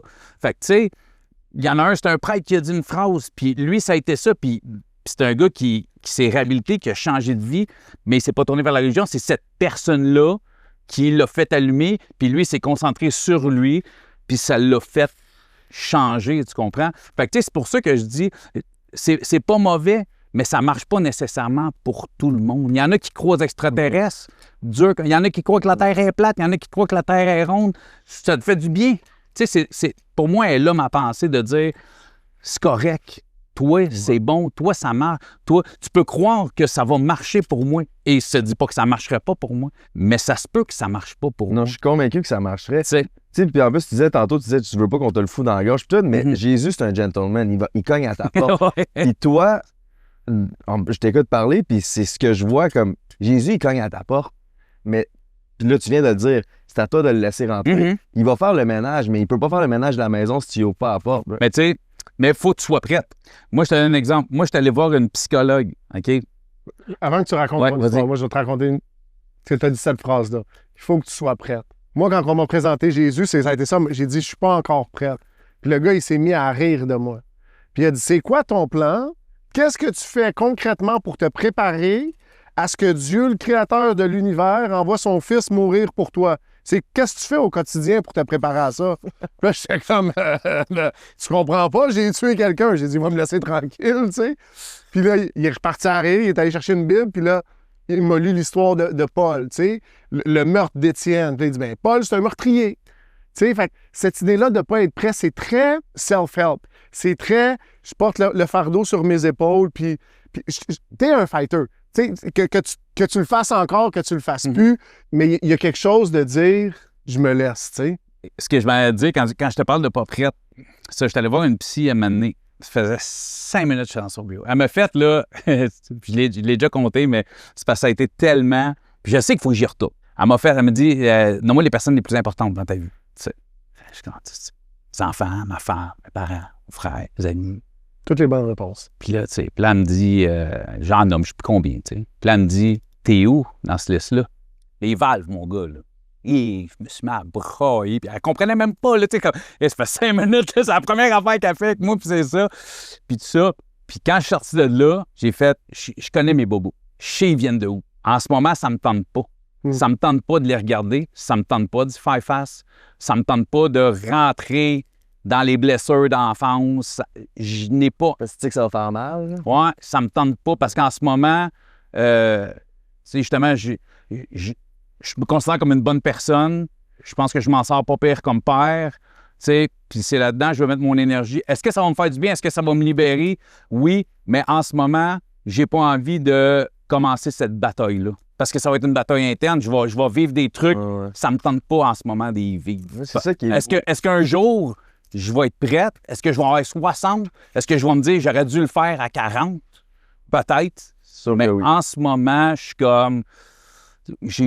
Non, j'ai pas envie d'investir mon énergie à me soigner. En ce moment, je dis ça, puis en ce moment, je suis dans un moment de ma vie où je me soigne beaucoup physiquement, dans le sens que, tu sais, j'ai beaucoup de bobo, je n'avais pas dit autant matin, je me fais, tu sais, j'ai mal ici, j'ai mal là, puis j'ai toujours, tu sais, le TDA, toutes des affaires que je chie depuis longtemps, mais que là, je me bâtis un peu, là, tu sais, je prends soin de moi à ce niveau-là. La tête, tu sais, parce que, il y a 1 an, j'ai eu une grosse discussion avec mon père. Puis après ça, je me suis dit, cette discussion-là, il faut que j'aille avec ma mère. On l'a commencé, puis depuis qu'on l'a commencé, ma mère m'a relancé à plusieurs reprises. Je disais, il va falloir aller manger. Parce que cette fameuse conversation-là que j'ai eue avec lui, mes parents se sont séparés, j'avais 1 an, tu sais. Mais moi, j'ai des versions, là, tu sais, très différentes, là, tu sais. Puis elle m'a relancé une couple de fois pour ce dîner-là. Puis, tu vois, j'ai été capable d'avoir avec mon père, j'étais prête. Je suis pas prête encore à l'avoir avec ma mère. Même si je l'ai commencé, puis c'est moi qui l'ai ouvert, puis là, ça l'a ouvert une certaine porte où j'ai eu d'autres réponses, puis j'étais comme, OK, pas là. Elle va venir, cette conversation-là. Je sais qu'après cette conversation-là, ça va ouvrir quelque chose que j'aurais pas le choix de rentrer dedans. T'sais. Fait comme je te dis, il faut être prêt. Les gens, tout le monde qui sont en thérapie avec qui j'ai parlé, là, ils en ont fait, souvent, ils en ont fait 4, 5, 6, 7, 8. Pourquoi c'est la 8e qui a marché? Parce que celle-là, je l'ai faite pour moi.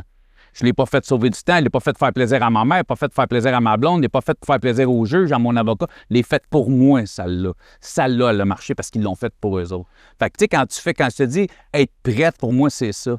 Le gars, il a fait, hey, moi, ça fait 20 ans, j'en ai fait 10, ça n'a pas marché. Là, je suis tanné. Mais encore plus, tu vas en faire pour moi. Tu l'as fait pour toi-même, mais ça me venait à l'esprit, mais de le faire pour tes enfants puis de le faire pour ta femme, tu sais, comme tu travailles sur toi, tu vas devenir un meilleur père puis un meilleur Oui, mais mari. je travaille, tu sais, je veux dire, je me suis beaucoup amélioré là, sur comme, plein de choses. Je te dis me soigner, puis comme, genre la thérapie, puis travailler sur soi-même, puis faire face à ses blessures, ça fait peur, puis ça va faire mal, tu comprends?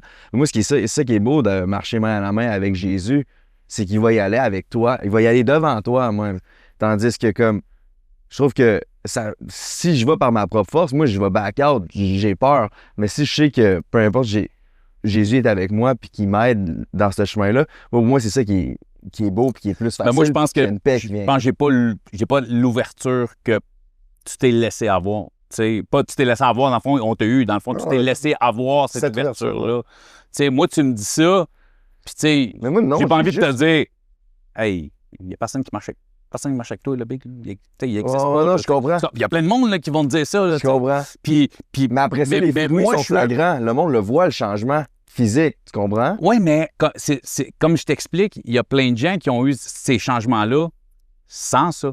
Et je te dis pas que c'est pas bon, puis je te dis pas que c'est bon. Je te dis juste que c'est une option et une belle option pour des gens et que ça, tu sais, je veux dire, mais je pense que le bouddhisme apporte quelque chose de super bon aux gens qui le font. Parce que je pense qu'au bout de la ligne, toute religion, je pense pas qu'il y a aucune religion qui existe qui met la haine et l'abus des... Tu sais, je veux dire, je pense qu'à la base, c'est ça. Fait que moi, je pense que quand tu t'as trouvé ce que toi t'apportes, toi, te fait du bien, la croyance que toi, t'as, moi, ce qui m'importe, c'est pas qu'il y en ait 40 de plus demain, c'est toi. Tu sais, toi, ce que toi, ça te fait, toi, ce que toi, ça t'apporte, c'est génial, tu sais. Puis ça va l'apporter à d'autres mondes, puis il y a d'autres mondes que c'est autre chose qui va les apporter à la même place que toi, t'es là, tu sais. Moi, c'est... Sans clore le sujet, parce qu'on finit toujours... Oh oui, non, c'est correct. Mais, tu sais, tu parles d'autres religions, puis le bouddhisme. Partout, toutes les philosophies sont basées sur une idée, puis c'est ça que tu dis depuis tantôt. Je suis pas sûr que je suis prête à faire le travail. Je suis pas sûr que je suis prête à aller là.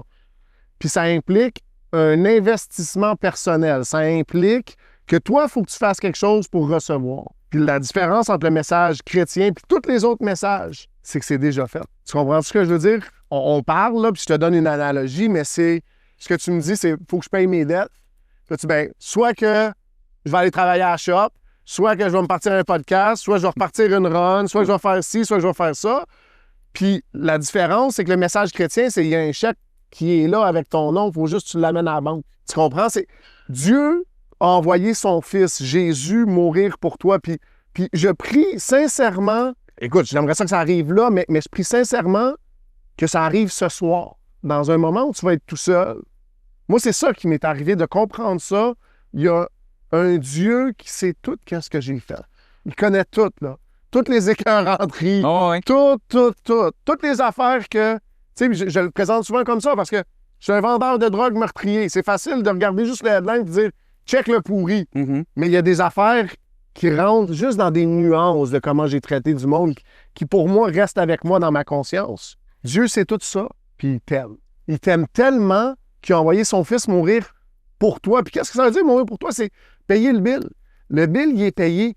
Puis le jour où ça devient vrai, puis on comprend, on peut le lire dans Colossiens, mais on comprend que là, moi, toute ma dette m'a été effacée. Tu sais, je t'entendais parler de la relation avec ton père, ta mère, les blessures qu'il y a eu. Fait quand moi, tout m'est pardonné, là, les petites affaires que tu m'as faites hier, puis ce que tu m'as fait tantôt, puis ce que lui m'a fait, puis quand je le mets à la lumière, tu sais, l'idée, c'est, je viens de me faire pardonner, je viens de me faire payer ma dette d'1 million, tu me dois 100$. Tu sais quoi, Ced? Garde-toi, mon chum, casse-toi même pas la tête avec ce que tu me dois. Puis, il y a comme un changement de disposition qui arrive, qui n'est pas une question de travail, mais qui est instantané parce qu'il y a une compréhension profonde de « je suis aimé ». Mais tu vois... Pas parce que je suis un bon père, pas parce que je suis un bon mari, un bon chum. Mais ce que... Tu vois, parce que pour moi, il y a le gros clic, c'est la croyance. Ce que je veux dire, c'est, tu sais, tout ce que tu as dit, tu sais, t'es un ancien vendeur de drogue, puis t'es un meurtrier, puis il t'aime. Ta femme, elle sait que t'as vendu de la dope. Oui.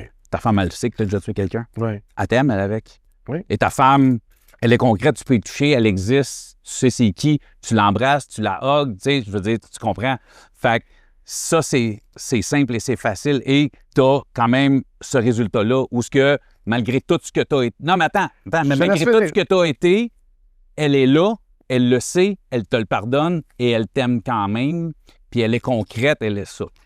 Moi, tu vois, c'est la chose que tu dis que, tu sais, Dieu a envoyé son Fils sur la terre et il est arrivé ci, il est arrivé ça, il est revenu, toute cette histoire-là. Ouais. Moi, il est là, mon clash. C'est moi, ça, je n'y crois pas. Fait que tu vois, pour moi, il est là le clash. De dire, tu le laisses entrer, mais moi, je vais le laisser entrer, mais j'y crois pas. Je crois. Tu sais, puis là, c'est sûr que vous n'avez pas aimé ce que je veux dire. Moi, je ne crois pas en Dieu. Jésus, oui.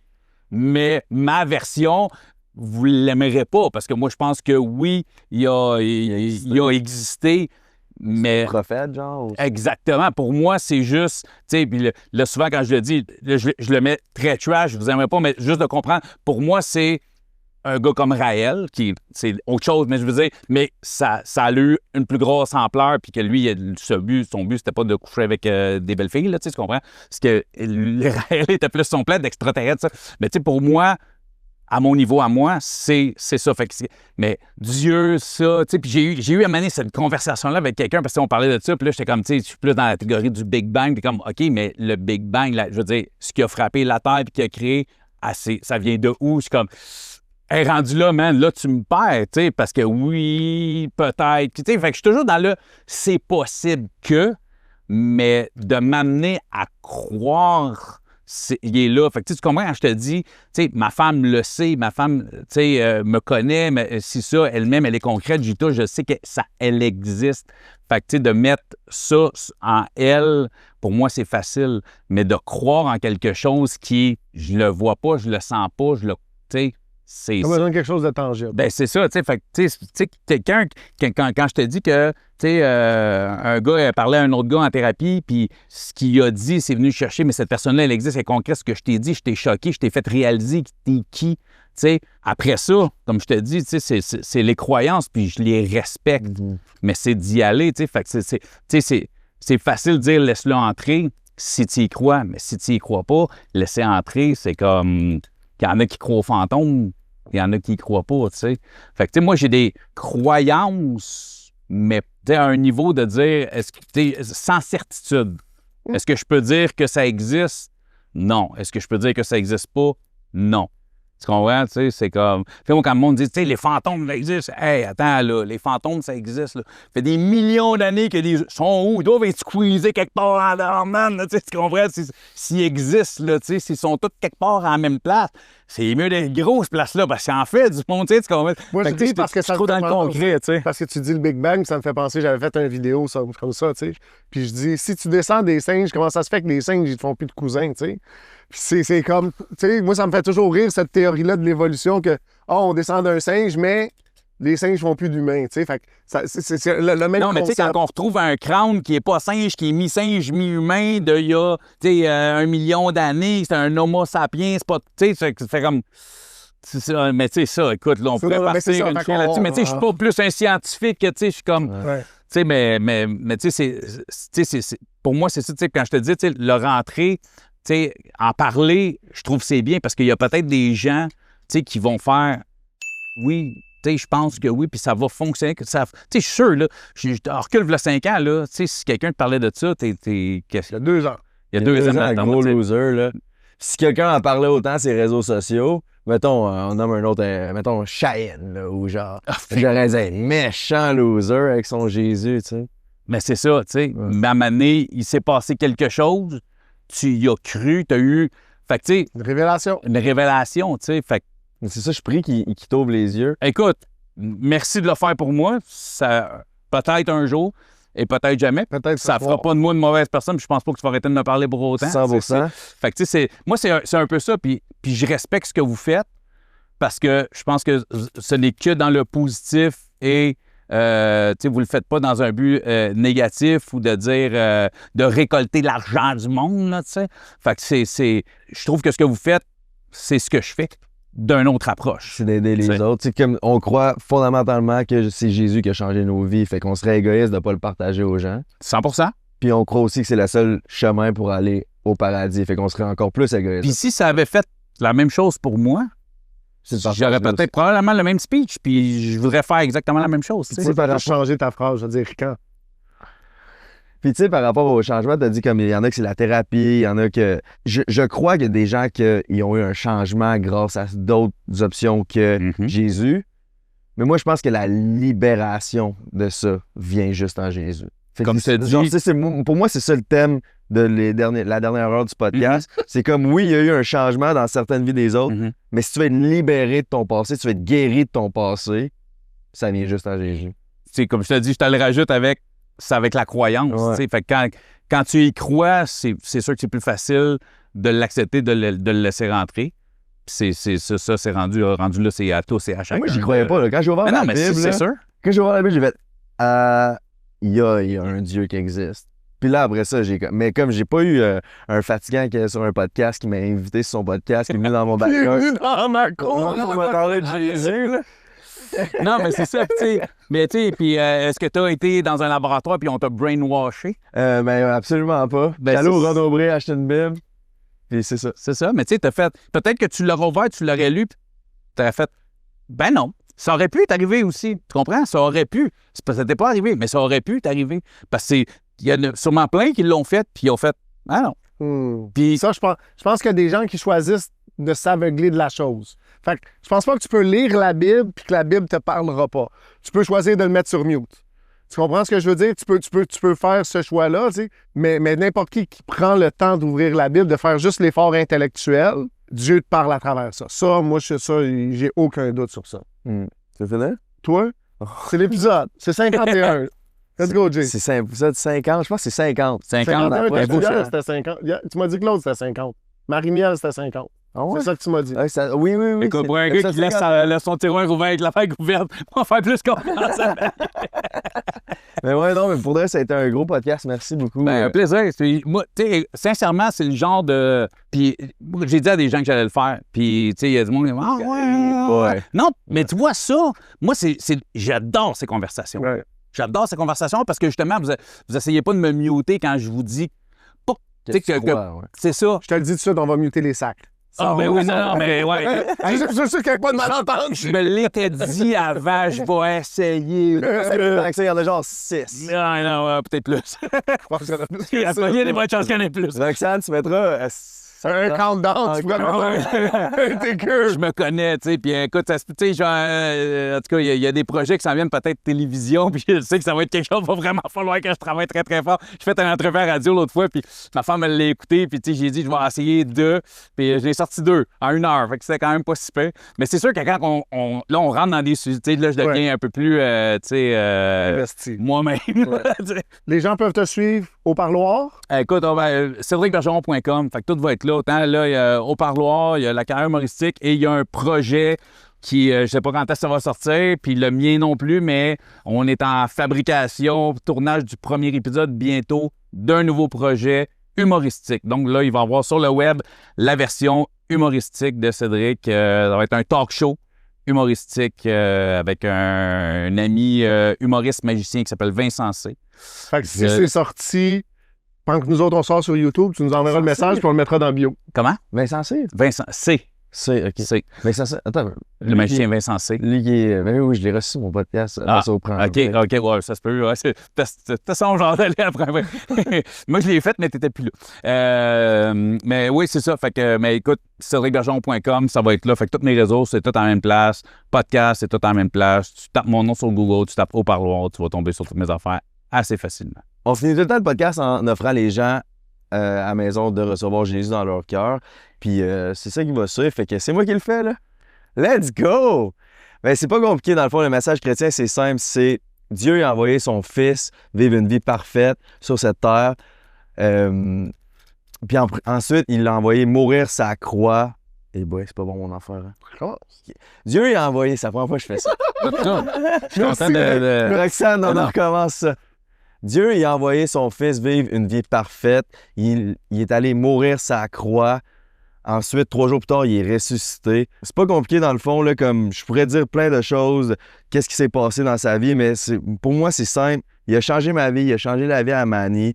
Puis la parole dit que quand tu le crois dans ton cœur, puis tu le déclares avec ta bouche que Jésus-Christ est Seigneur, il va te sauver. Fait que c'est pas mal ça. Si tu vas, c'est ça? C'est bon? Moi, puis Roxane, tu pourras le laisser peut-être même le faire, mais... Non, mais j'aime ça. J'aime ça parce que je pense que c'est important d'apprendre. Un, c'est de l'apprendre puis de le vivre. Puis après ça, d'être capable de communiquer, tu sais. Puis Ouais, c'est cool. pas que c'est compliqué, mais je pense que tu te mets une pression puis tu veux le faire parfaitement, tu sais. Mais on dit toujours la même chose. C'est la première chose, c'est quoi? On est des pécheurs. Tu as fait des fautes. Tu sais, on peut tout dire qu'on a fait ça. Ouais. Dieu nous appelle à nous repentir, changer de direction, puis de confesser que Jésus, c'est le Seigneur. C'est lui qui a fait ça pour nous. Je pense que tu as fait une bonne job d'expliquer ça. Let's go! Fait que qu'est-ce que les gens vont faire s'ils veulent recevoir Jésus? Faire une prière, vous la répétez après moi, puis ça y va de même. Seigneur, si tu veux la répéter. Si tu veux, si t'es arrivé, là, il y a un mouvement d'esprit dans les 3 dernières minutes. Je vais bien l'écouter, mais je vais te laisser... Seigneur Jésus, rentre dans mon cœur. Rentre dans mon cœur. Je reconnais que je suis un pécheur Je reconnais que je suis un pécheur et que j'ai besoin de pardon. et j'ai besoin de pardon. Pardonne mes péchés, Pardonne mes péchés. lave-moi, Lave-moi. purifie-moi. Purifie-moi. Je crois que tu as envoyé ton Fils Je crois que tu as envoyé ton Fils mourir sur la croix mourir sur la croix. et 3 jours plus tard, 3 jours plus tard, il est ressuscité il est ressuscité. et je crois qu'il reviendra pour moi. Je crois qu'il reviendra pour moi. Merci Seigneur de me sauver Merci Seigneur de me sauver et de me rendre une personne nouvelle. et de me rendre une personne nouvelle. Je promets que je vais vivre pour toi Je promets que je vais vivre pour toi tous les jours de ma vie tous les jours de ma vie parce que j'ai Jésus dans mon cœur. parce que j'ai Jésus dans mon cœur. Dans le nom de Jésus, Dans le nom de Jésus. Amen. Amen. Je te souhaite une belle demande de fiançailles à soir. Let's go, il est quelle heure? Ouais, c'est le temps qu'on y aille parce que dans vraiment pas longtemps, puis Ça va être un homme fiancé avec Ouais. ce beau sourire-là. let's go. De toi. Merci. Merci à tout le monde qui se sont rendus jusqu'à Merci pour de vrai. Littéralement, c'est le nom du show, mais j'apprécie. Tu fais un travail incroyable. Pas Merci. juste pour moi, mais d'aller aider tous ces gens-là puis de donner une voix. Moi, ma mission, je la vois souvent comme ça. Je parle pourquoi? Parce que peut-être qu'il y a quelqu'un à un moment donné qui va chercher à engager quelqu'un puis qui va dire... Là, le gars, il va dire « Ouais, mais j'ai un dossier criminel. » Puis il va dire « Tu sais quoi, j'ai vu Manny, puis peut-être que je suis prêt à donner une chance. » Fait que le fait que tu présentes ces gens-là, fait que merci de faire ça. Je prie, sérieusement, là, je prie Seigneur que tu te révèles à lui ce soir, que tu lui fasses sentir ton amour, mais je prie qu'il y ait une accélération dans le reste de ta carrière. C'est la 2e fois qu'on vient ici. Il y a un travail que tu fais. Tu sais, tu récoltes des choses que des fois, c'est difficile de dire « Ah, j'ai semé ça, puis je récolte ça », mais à chaque étape, je vois le travail, puis tu as toujours eu un cœur ouvert pour nous aider, pour nous guider. On est venu te poser des questions. À un moment donné, j'ai dit « Ced, on a des questions. » T'as dit « Venez-vous-en. » Comment ça marche, Patreon? Oui, tu sais, mais merci pour tout ce que tu fais, puis pour qui tu es. Puis je prie une bénédiction sur toi, sur ta famille, sur ta maison, puis c'est un bel encouragement. Merci beaucoup. Ça me touche sincèrement. Puis comme je te dis, merci à toi parce que je pense que notre mission est similaire en différentes versions. Chacun va chercher ce qu'il a besoin, où il va le chercher. Puis je pense que le but premier, c'est d'ouvrir l'esprit des gens. Chacun a sa méthode. Puis je pense que les trois, on le fait pour des bonnes raisons. Puis merci d'être là, les boys. Merci beaucoup. Fait que si vous voulez aller suivre Ced, le lien est dans la description. Pas compliqué, son podcast au parloir aussi. Il l'a direct c'est le chest de pas manquer. C'est du bon marketing quand même, direct. C'est le marketing qui a coûté cher, mais c'est du bon marketing. Alright, merci à ceux qui sont rendus jusqu'à la fin. Vous êtes les meilleurs. Like, comment, subscribe. You know the drill. Aussi, va sur les réseaux sociaux, partage les clips que tu vois. C'est une façon gratuite de nous encourager. Puis si tu veux nous encourager encore plus, on est sur Patreon. On sort l'épisode 6 semaines d'avance. Fait que c'est pas mal tout. Gros merci. Ciao. Ciao.